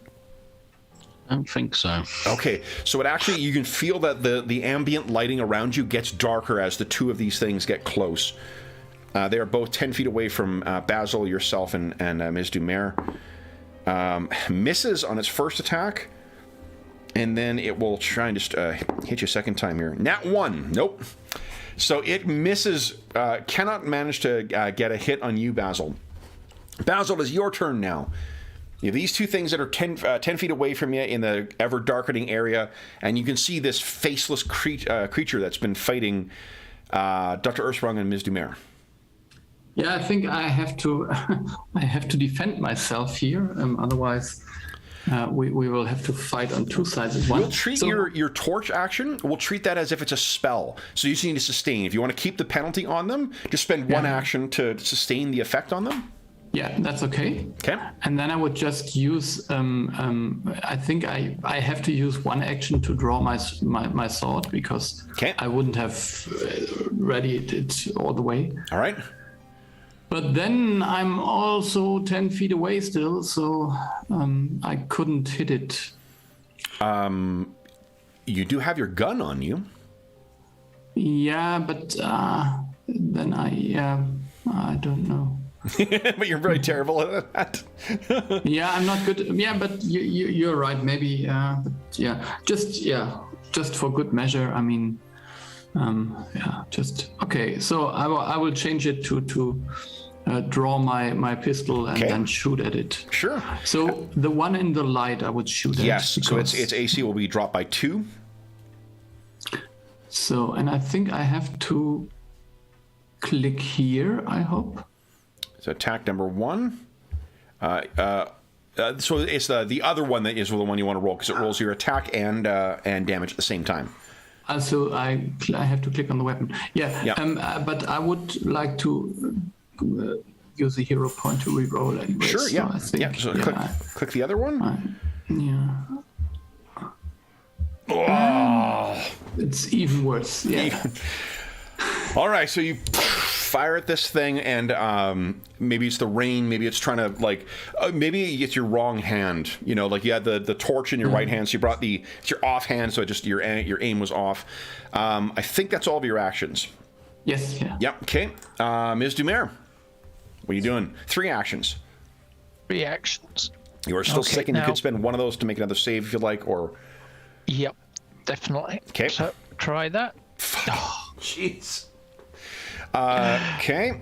It is 1:30. Everyone gets a hero point. Then I will use it. Okay. Yeah. Well, it doesn't get worse. So these hero points are the kiss of death. For Basil and Sally, did you guys miss the hero point you got at 1 o'clock? No, I got it. Unfortunately. Oh, you got it and spent it already? Okay. I spent it on a crit fail. So. Can I interest you in our low interest credit card for hero points? It's okay. So Mr. Mayor, that was 1 action. You still have 2 more.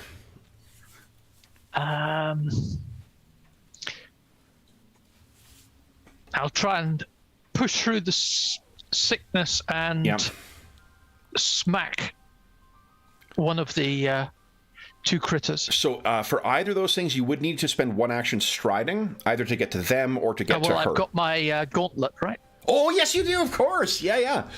Awesome. So I'll reach out and touch someone I love. You can use your flurry of blows with your gauntlets as well.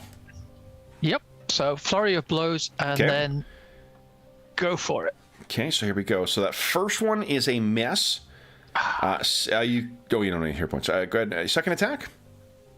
Come on. That one is a hit on the one in the light. And look at that. So that is only 1 action. You still have 1 more action. I will put up my water shield again. Okay. I'll twirl my hands and get a bit of protection. All right. So we're back at the top again. So it is her turn now. She is going to try and make a save against... to get herself out of this light. So what is your class DC for Sally? Well, I'm -2 because of Oh, right. being 'Cause sick, yeah, and +1, so I'm 19. 19. Okay. So then, let's see here. I'll make a save for her. Okay, so she is able to get out of that. She's not sickened by the light anymore.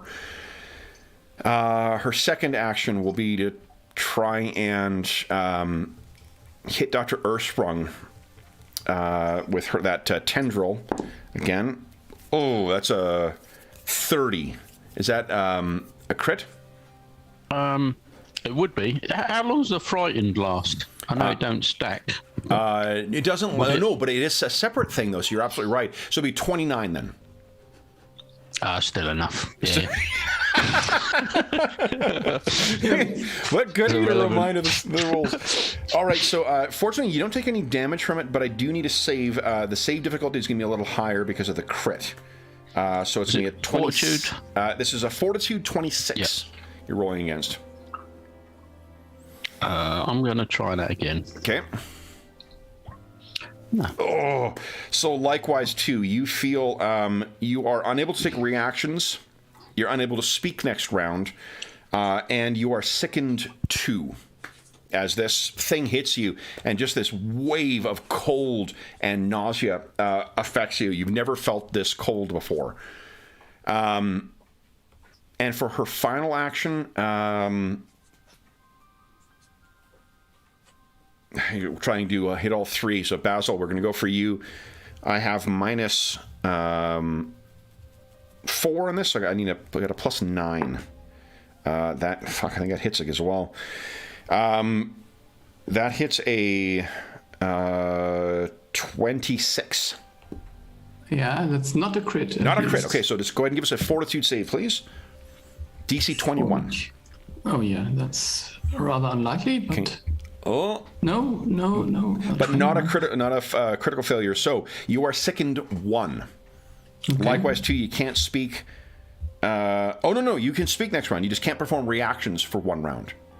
Okay. Okay, but you are sickened 1. All right, that is the end of her round. Dr. Ursprung, you are not feeling well. So because of this effect, does that mean I can't control Igor? That's a good question. Let's see here. What do you need? Do you need to speak in order to do that? Yeah, I didn't know if it was all verbal.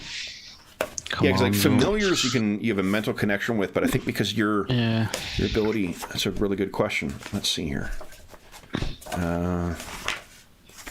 Okay.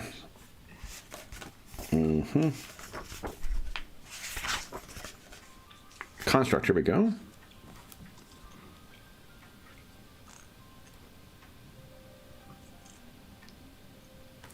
Okay, so your action is a command. I wonder if that's got... It's in a capital C, so I wonder if that has some specific game meaning to it. No.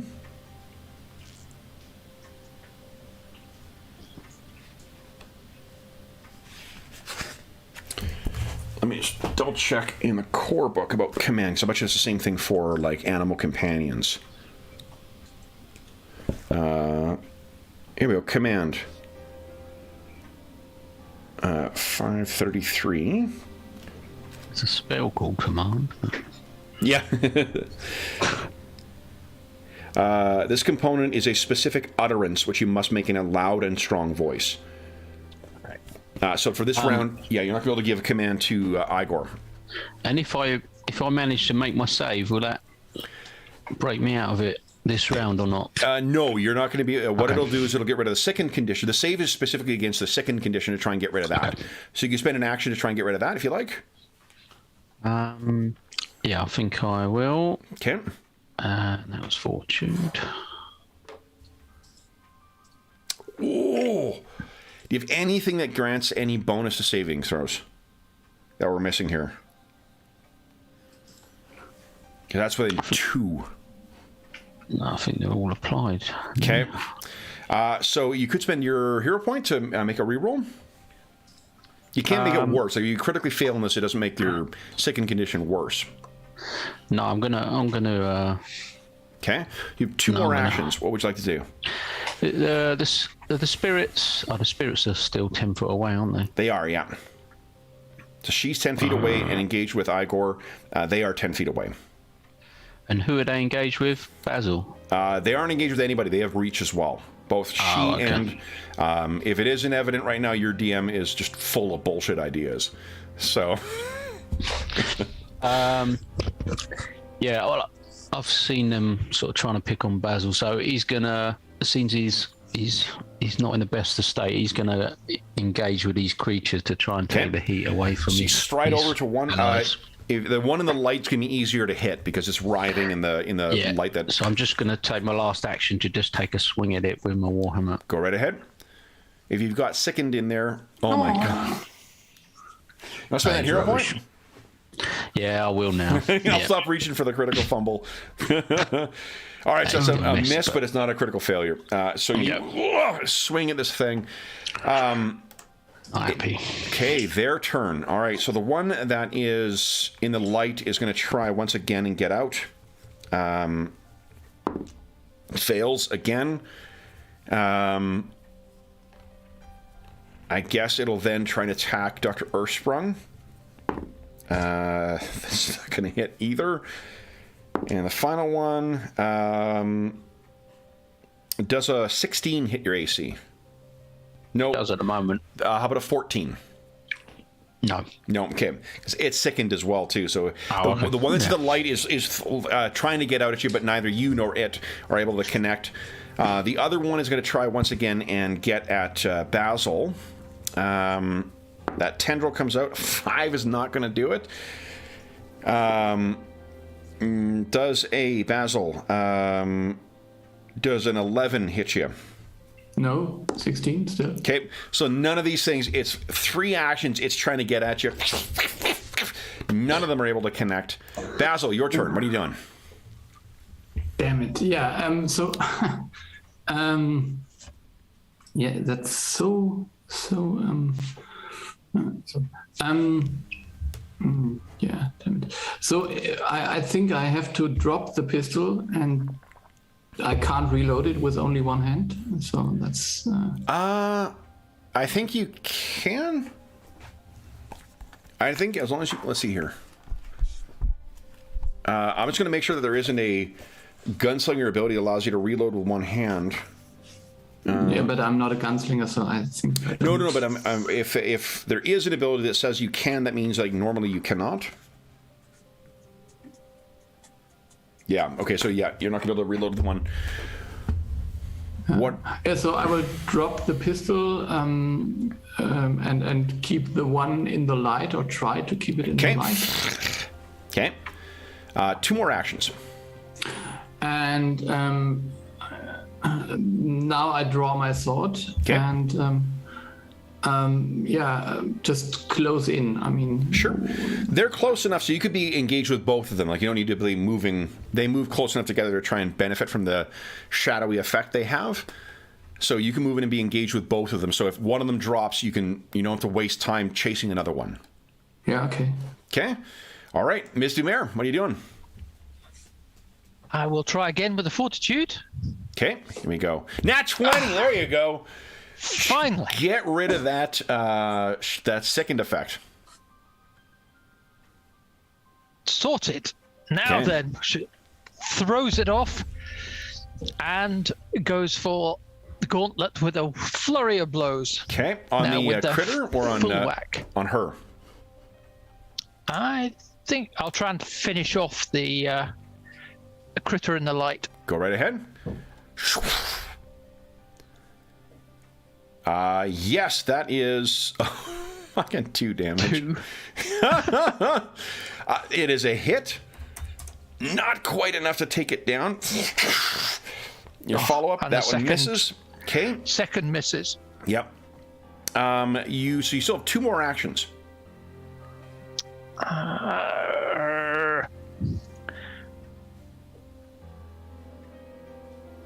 I will just put up my...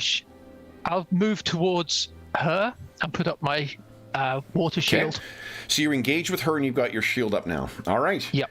I'll let you position yourself so you're flanking with Igor as well. So you guys are granting each other. She'll be flat-footed effectively, so her armor class will be less. All right, then it is her turn. Okay, now that you are engaged, she's not happy with this. Her one hand moves back, and it's gloved in this like delicate lace glove, but you see that it sort of moves out, so there's these impossibly long twisted claws in place where that hand was, and her faceless visage turns towards you. She lashes out, and I think I rolled crap. I genuinely cannot roll above a 7 today. Except for the attacks on, I guess, Basil. That's a 19 versus AC. Is that a hit?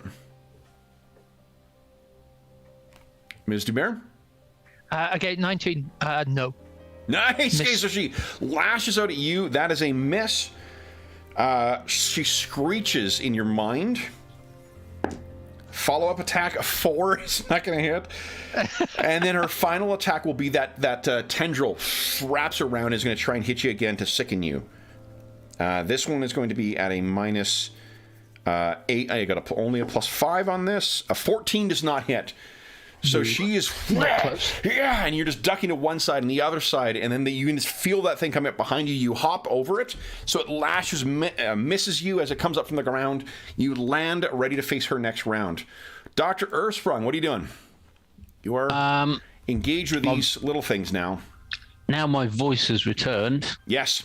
I shall command Igor to lay into this woman, this faceless woman.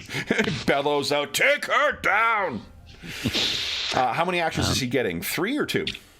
No, just 2. I think he's just going to have 2 attacks because he's already engaged with her, isn't he? Yep. So, go ahead. 15 is, even with the flank, that's not good enough. Okay, and then he'll make a second attack. Jeez, that would have been great crit damage. So he swings. She seems to be, now that she's deeper in the shadows, more able to avoid his sort of massive fists, or maybe just being hit with them once has taught her to be more careful. You still have 2 more actions. What would you like to do? I'm going to try and shake off the sickness. Okay. And then have a swing at one of these creatures. Are you saying you're not down with the sickness? Is that... I'm definitely not down with it. Boo, Kev. Boo. So that is a failure. You still have 1 more action. I'm just going to take a swing at this injured one. Go right ahead. And hope that the light is going to prevail. Come on. Big money. With the light, that is a hit. And I'm not going to delete it because I'm pretty sure that's the one that's the initiative tracker. So you hit this thing and it just, it's like it drops apart like bits of oil that just hit the ground and then disappear in the pool around you. Then it is the one surviving things round. It didn't like you doing that, Dr. Ursprung. So it is going to, once again, try and actually disarm you. What is your reflex save? 6 at the moment. 6, so 16. Complete failure with the first one. So this is just going to try and hit you with the second one. That might hit. No, it won't, because your AC is a 15 right now, isn't it? At the moment, yeah. Yeah, okay, so that's a miss. And then its final one. Yeah, I'll try and attack one more time. Let's see here. That's a 16. That is a hit. That is a hit. Okay, so you take... wait. Hey, Kev, quit cheating. There's no way that's a hit. I actually... that would have been a 11. Third attack this round, not second attack. Yeah. Okay, so yeah, it's trying to get at you, but it's whatever it does hit, it doesn't either get through your clothing or you're able to shake it off. Basil, you're up next. Yeah, I would just try to, first I would just, so is getting it into the light, it's not an attack, or is it? No, that is not an attack, or I haven't been counting as an attack. Yeah, okay, so I would try acrobatics and try to, yeah, it'd be could I roll to, could I roll to overcome the sickness as well? Or? Yes, you can, that's an action. Oh, yeah, well, yep. Okay. Go ahead, so another fortitude save. Nice! You're shaking it too. There you go. Okay. So you're no longer affected by the sickness. It's a DC 19 to try and catch this thing in the light. Yeah, that is good. So I should be DC. So let's see. Okay. No. You got a hero point there. Yeah. Okay. Yeah, that's maybe worth it. Okay. So let's try. There. Nice. Yeah, that's a solid hit. So you, this thing is squarely in the light. It is sickened now. Yeah, and then I will just stab it. Sounds good. Go right ahead. No. No. Oh. And I have no hero point. I do appreciate you giving me an opportunity to make use of my... Once again, we're justifying an impulse buy. Okay. So this will be... Why don't I set these up at the outset? I have those as well. So, I mean, The fumble things? yes, yeah. Nice. They are a great resource. Okay, so let's see what happens here. That was a melee. Yes. Unless you succeed at a reflex saving throw, your target gains possession of your weapon. So, go ahead and give us a reflex. The DC, the reflex save is actually going to be... Yeah, it's I didn't manage. So No. This is hold on. It's based on the level of this thing. I'm actually pretty sure that succeeds. 10. Yeah, because I think it's a DC 0 thing. Save. Oh, it's a hard effect. Never mind. It's not based on the level. So let's see what a hard level 0 is. That will be. Yeah, it'll be 19. No. Okay. So you try and slash in, and I think that as this thing was writhing around trying to disarm Dr. Ursprung, it manages to snag your rapier, and you're like, and it goes flying out of your hand. Yeah. Okay. Then, Ms. Dumer, what are you doing? I'm going to go for the scary lady. Okay. And let's see.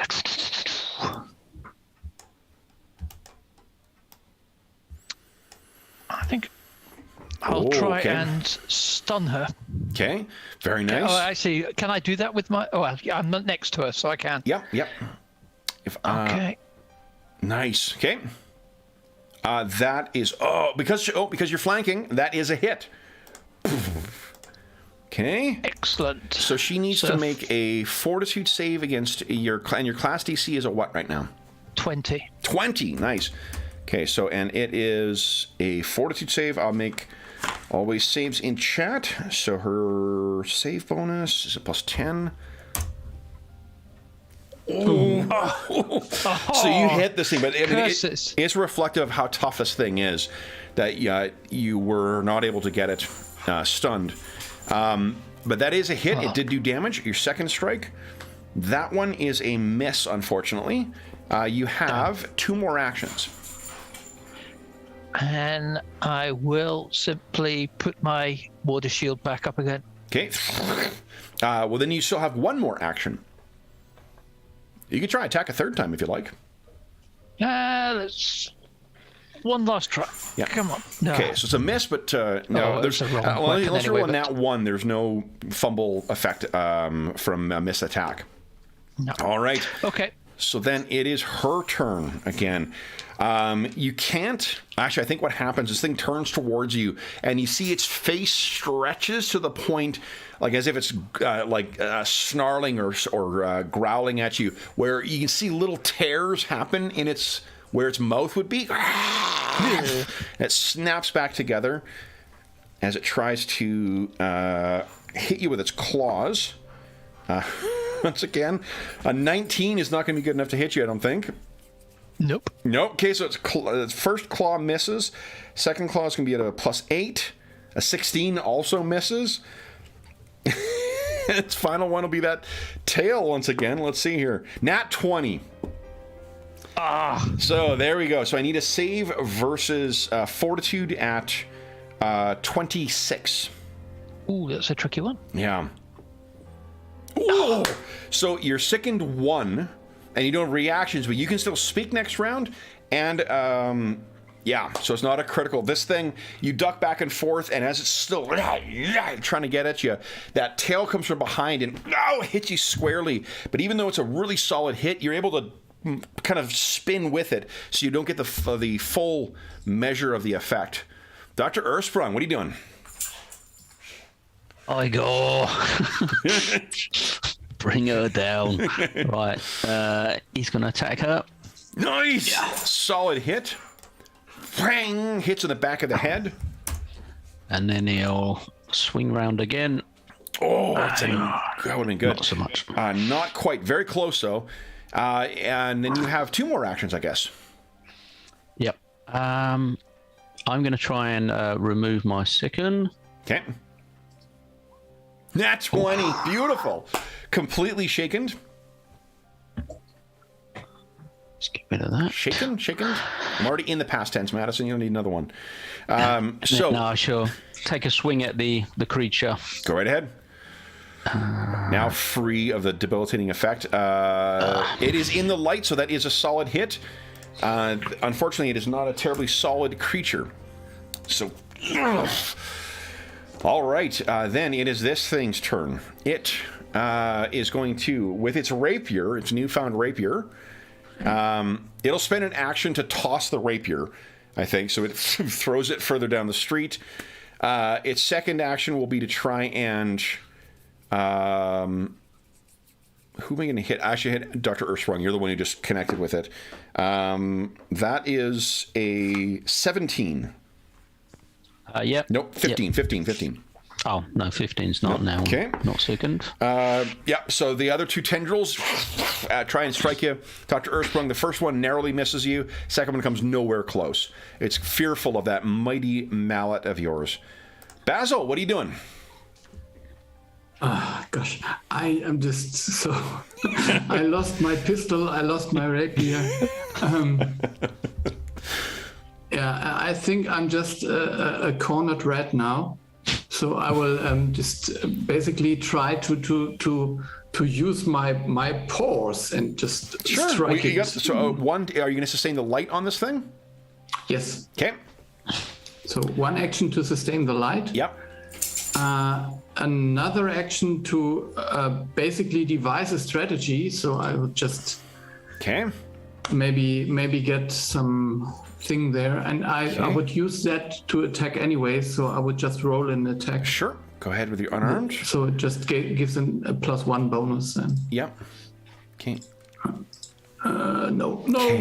So that was not. You still have 1 more action. Yeah. Yeah, okay, so I would just do it again. Sounds good. Oh my god! Anna can't believe it. Yeah. Oh man, you are fatigued. I think the effort of all this stuff is just kind of catching up with you. It has been a long ass day, and what fatigue does... Yeah. -1 to AC and saving throws. Yeah. Okay, so this is a very difficult fight. Sally, what are you doing? I will first try for a fortitude save. Okay. Nice. You shake it all together. And then, Tiger Stance, then Flurry of Blows. Awesome. Come on, let's try. Get that crit in here. Give it to her. Can. I do appreciate you guys giving me use. You take a -2 circumstance penalty to attack rolls with this weapon until the end of your next turn. So I think it just means you're thrown off balance a little bit by the fumble. So make your second attack, and we'll just treat it as -2. But that's still a hit, though, thanks to flanking Igor. 9 points of damage, too. So this time, you rake across, and this thing screeches. You're realizing there's no blood yet. You're hitting this thing, and you're definitely, you're doing tearing damage right now. No blood is coming. Then it is this thing's turn. So let's see here. It is going to try and finally try and land one of these hits on you. A 9, that's going in the right direction. Does a 22 hit you? For me? Yeah. Yes. Okay, so it's a hit with no crit. Sally, you do take 17 points of damage. Ooh. And then, let's see here.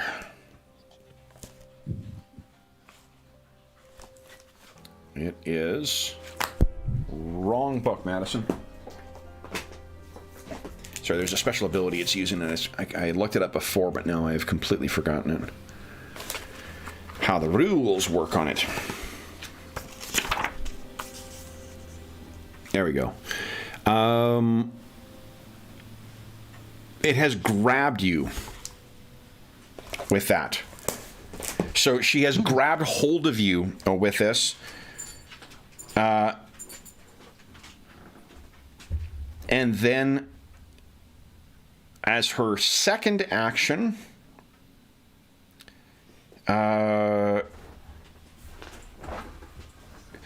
she moves, like arches her back, and you can see that the shadows coalesce such that they seem to form massive wings. She beats her wings, and you are carried 30 feet up into the air as she's carrying you, and then she will move. You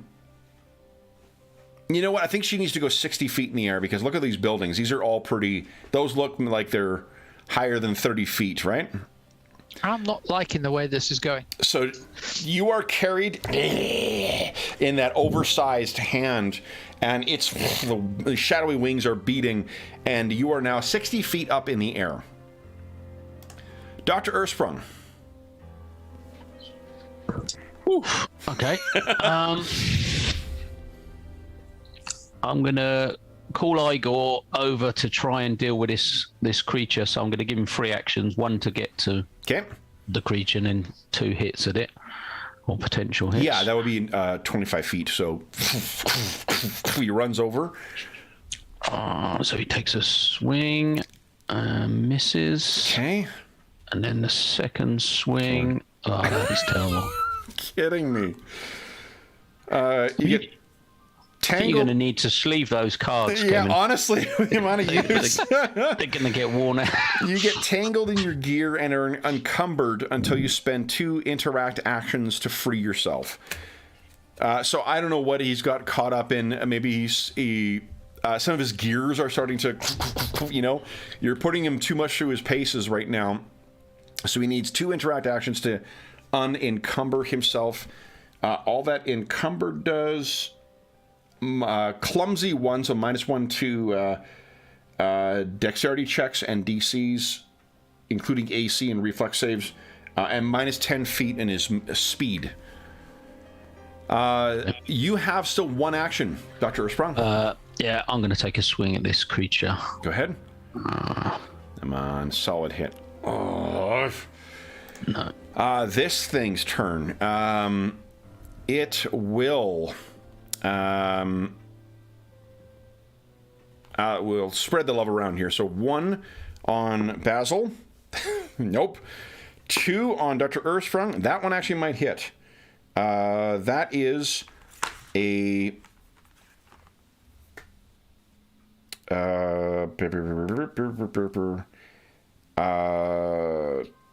18. Yep. Okay. You take a whopping 3 points of damage, and then it's going to try and hit Igor. I don't think that hits. That's like a 7. So, all right. Then Basil. Yeah, I would just, I have no idea what's going on, and I think of flying fish maybe. But so I would just keep it in the light for 1 action. Yep. And then just try to hit it again with this device strategy. So if I hit, I would get Adam a flat-footed bonus. Okay. It is already flat-footed. Oh, so yeah. Yeah. Then, so maybe that's I hit it. Close, but not quite enough. Even with flat-footed, okay. So yeah. Yeah, okay. So I will try for a second time. Okay. Come on. Okay. Ms. Dumer, you're being held in the clutches of this faceless female. What do you wish to do now?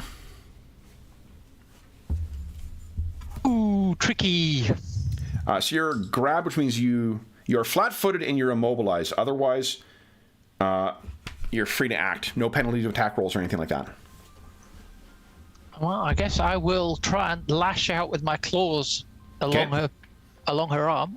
Yeah. Let's see what that. I'm not sure I want to take her out. I think monks don't monks have a safe fall in PF2? I know they do in a lot of other versions of D&D. Yeah, reduce falling damage and stuff normally. So, well, let's see what I can do with slashing her. It is 2:00. You do have one hero point if you want to re-roll. I think yes. 60. Oh, that is a good hit. Very close, but not quite good enough. And a second strike is not quite good enough. You still have 2 more actions. You could try and escape from the grab if you like. Yes. I guess I'm going to come down hard one way or the other, so I'll try acrobatics roll. Okay, so I think. Or what should that's I be right. using? Yeah. Let's see here. That sounds right to me. Because otherwise it's strength or something. Yeah, I think it's either athletics or acrobatics. Or athletics. Yeah, whichever one you want to use, you can use to try and escape. I think the DC is their fortitude. So unfortunately, that is another rubbish roll. Yeah, she's got you held tight. You still have one more action. I can't struggle again.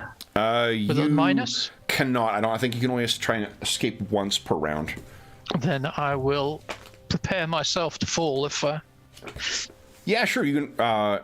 You'd have to spend 2 to ready an action technically. But Oh, okay. I get what you mean. I mean, you can have your shield up again if you like. Yep. Well, I'll do that. Well, Okay. I'll grab some. So on this thing's turn,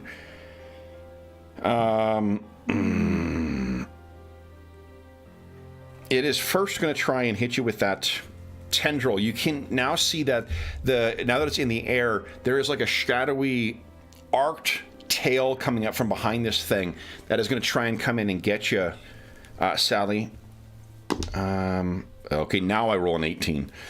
So I need a fortitude save from you. DC Fortitude 26. save. Ooh. That is a fail, so you got, but not a critical fail. So you've got your sickened 1. You still can talk next round, and then this thing is gonna it swoops out from where it is, and then it is gonna try and maintain.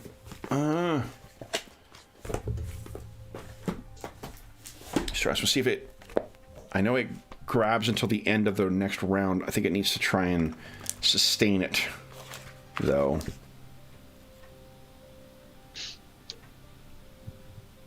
Yeah, using grab extends the duration of the monster's grab until the end of the next turn. Okay.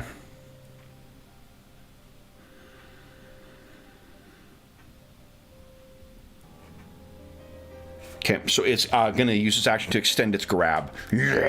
So you guys can see, somehow this veiled, faceless woman is flying almost above you guys with Sally in her arms and is flying seemingly away. Dr. Ersprung, what are you doing?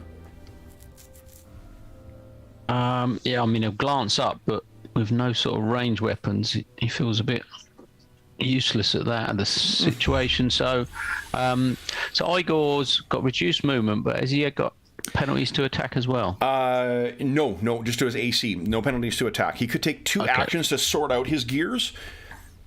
No, he's just going to attack this creature first, and then we'll sort him out after, is the idea. Okay. Yeah. Gone.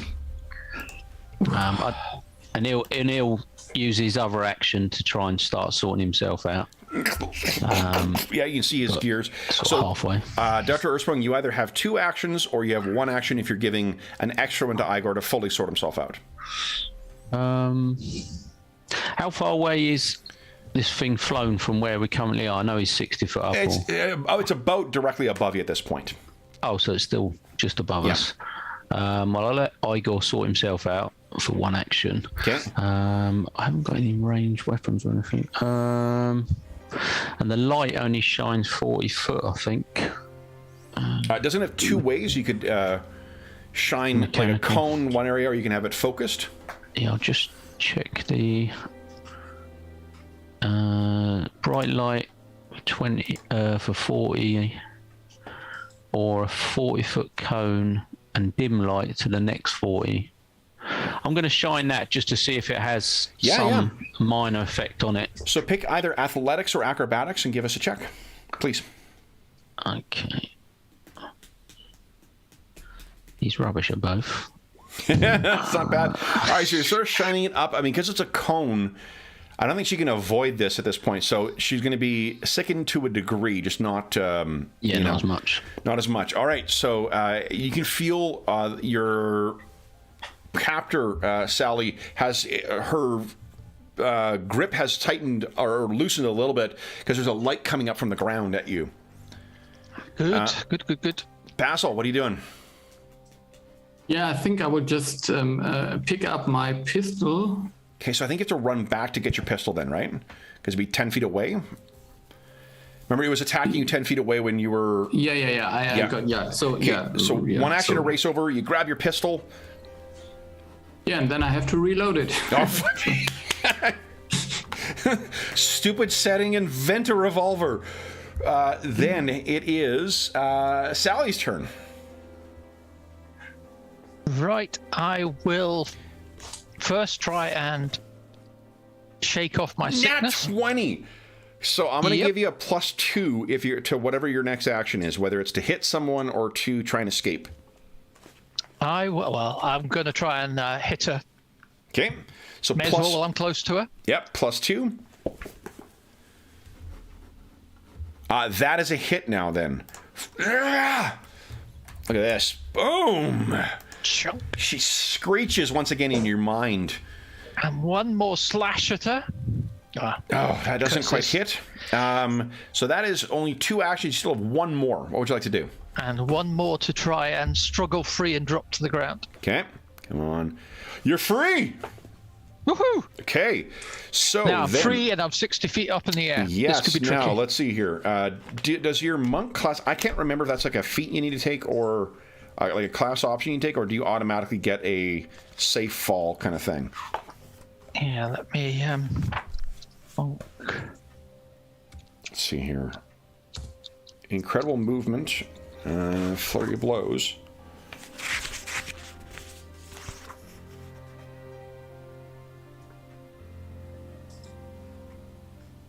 Just trying to get it here.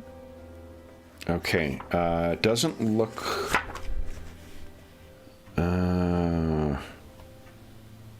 it doesn't look like you get it automatically. No, I just get a boost. You get your mystic strikes and whatnot. Dexterity and such like. Yeah. Okay. However, I believe you can try and tumble with falls using acrobatics. Because right now you're taking your 60 feet. You'll be taking 30 points of damage from the fall. Yeah, that wouldn't be great. No. No. So let's see here. Falling. When you fall more than 5 feet, you take falling damage. Thanks, game. Equal to half the distance you fell. Ooh, you can grab an edge as a reaction to try and reduce it. I'll let you try that. Unless, were you... No, you've taken the effect of it. Yep. So I rolled a 23 on acrobatics. Yeah, to arrest a fall, you attempt an acrobatics check to slow your fall. It's typically 15.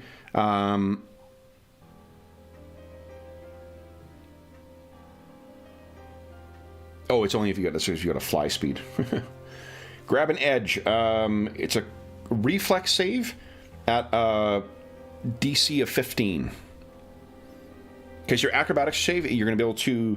I'll do a see reflex save then. Yeah. 18 on the reflex 18 save. reflex save. So you actually, you do not need to worry about that fall right now because...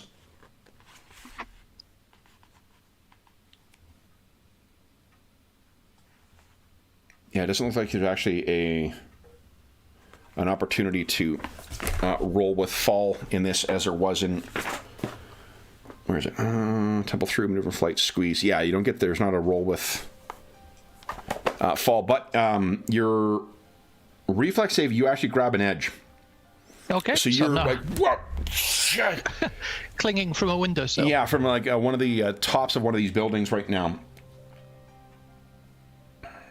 Okay. Then it is, that was, 1, 2, that's all your actions. Okay. That's me. So this thing screeches, and it is not happy that you've done that. It turns, and sort of arcs around, and it's coming back towards you, Sally. You're going to be flat-footed because you're hanging from a ledge right now. Yep. So first action is to try and grab hold of you again. This claw. I rolled a 7, which is a 20 on the nose. Unfortunately, with flat-footed, I think that's a hit, right? Yeah, that's a hit. Curses. Okay. You take... that is 11 points of damage. And she has grabbed hold of you once again. And why don't you give us a contested contested athletics check here. She's at 23. She's going to try and pull you away. Let's see if you can hold on to the ledge or if she can pull you away. Athletics. Where's it gone hiding? I know it's not a strong one for you, but... Nice! Yeah. You hold on! So she's trying... You can see this thing. Those shadowy wings are flapping, trying to pull Sally off of the ledge. Yeah! Screeching in all of your collective minds. Dr. Earthsprung, what are you doing? I'm basically gonna try and run under where Sally is. Yep. And I'm gonna shine the light up still, so I'm gonna continue to shine the light. Yep. So that's one action, and then move in for one action. And I'm gonna... I don't know how far up Sally now. Sally, would a 19 have hit you with flat-footed? Flat-footed, your AC would count as 2 less. Yes, it hit me. Oh, shit, okay. Because I forgot to apply the second...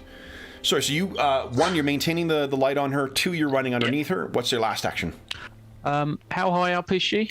Right now, she's probably, let's say, about 45 feet or 40 feet up. Okay. What would be my chance of trying to catch her or like soften the blow if she dropped down? I think what I'd call for is an acrobatics, or sorry, an athletics check. To try and catch her, and if so, you're going to reduce the damage by half. All right, so it's still going to take quite a fall. Yeah, so it'll be down to 10 damage instead from the fall. Yeah. You could get Igor to do that as well. Yeah, I think it's probably best if Igor tries to do that. Okay. Because I can see her getting attacked, and I think I can do better if she can come down here. So I'm going to sort of suggest that she drops down, and Igor's going to try and catch her. Okay.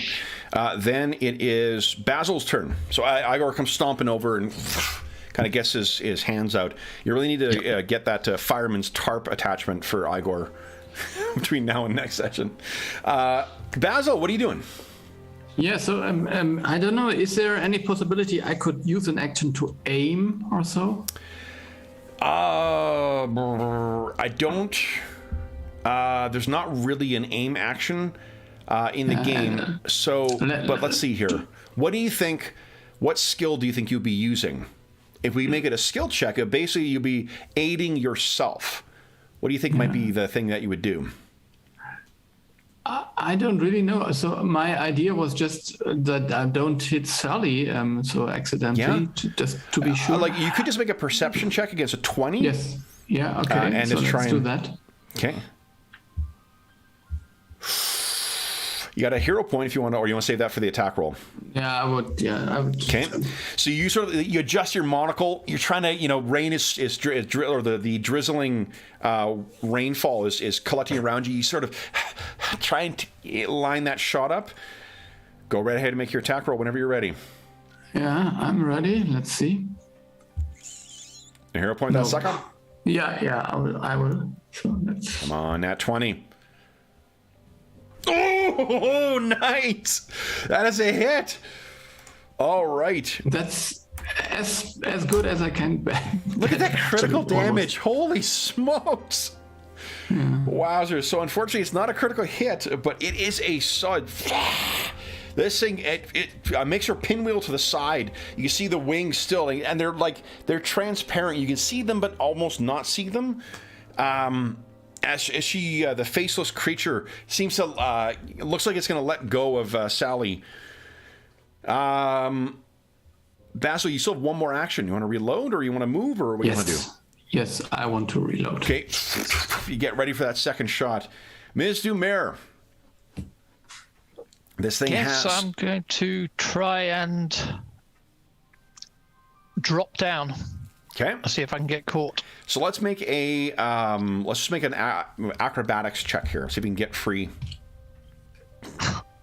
Okay. So you let go and you realize that her hand is still on you. You have 2 more actions.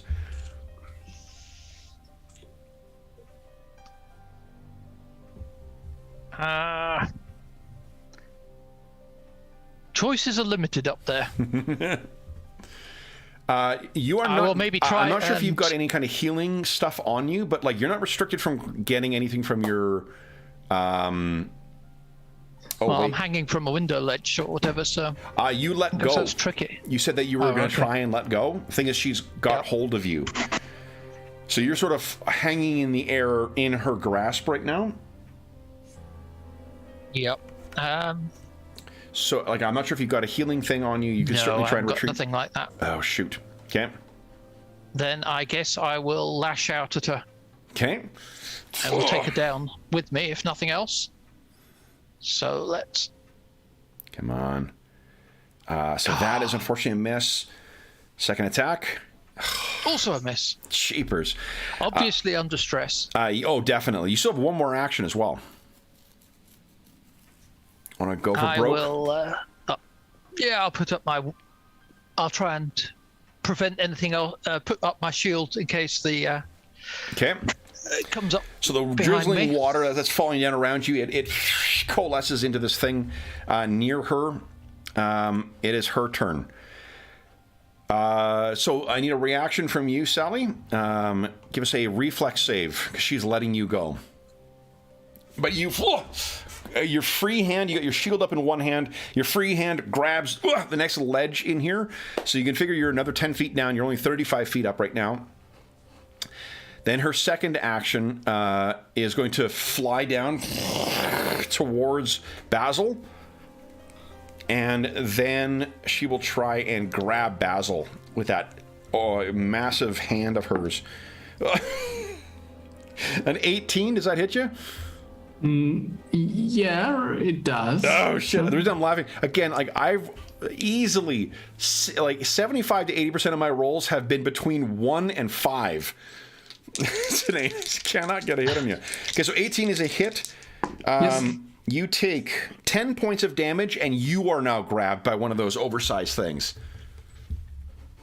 That's yeah. But it also means she is on ground level. Dr. Ersprung, what are you doing? I'm commanding Igor to run in there and knock her out. Okay. I'll certainly try. He turns and stomps in.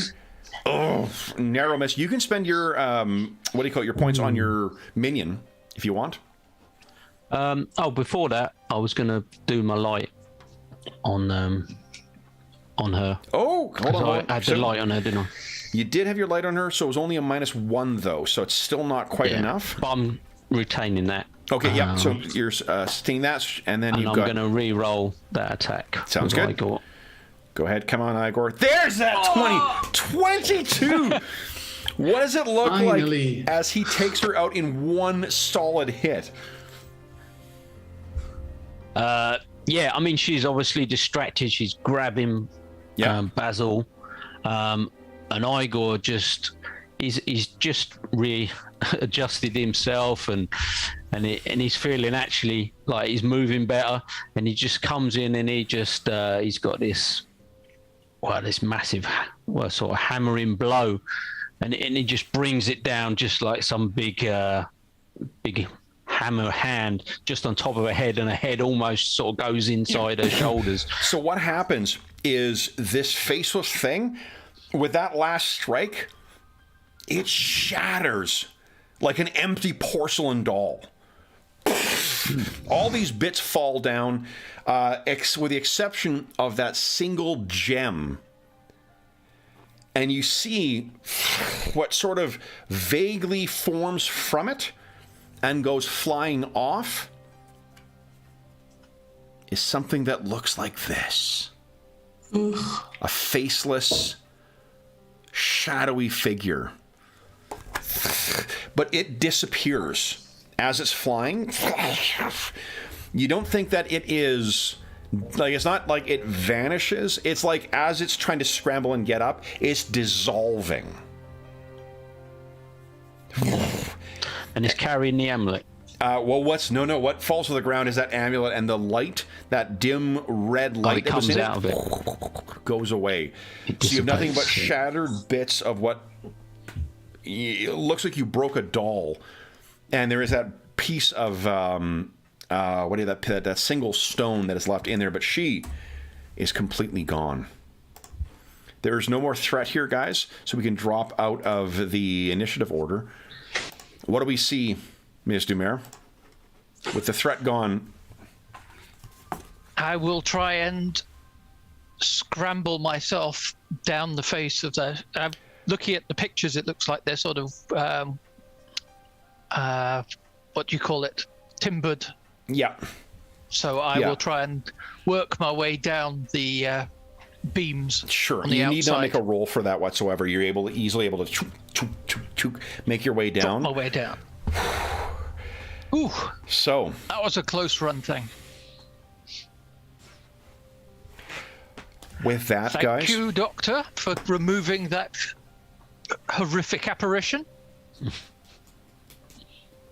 Basil walks over and collects his sword from where it fell.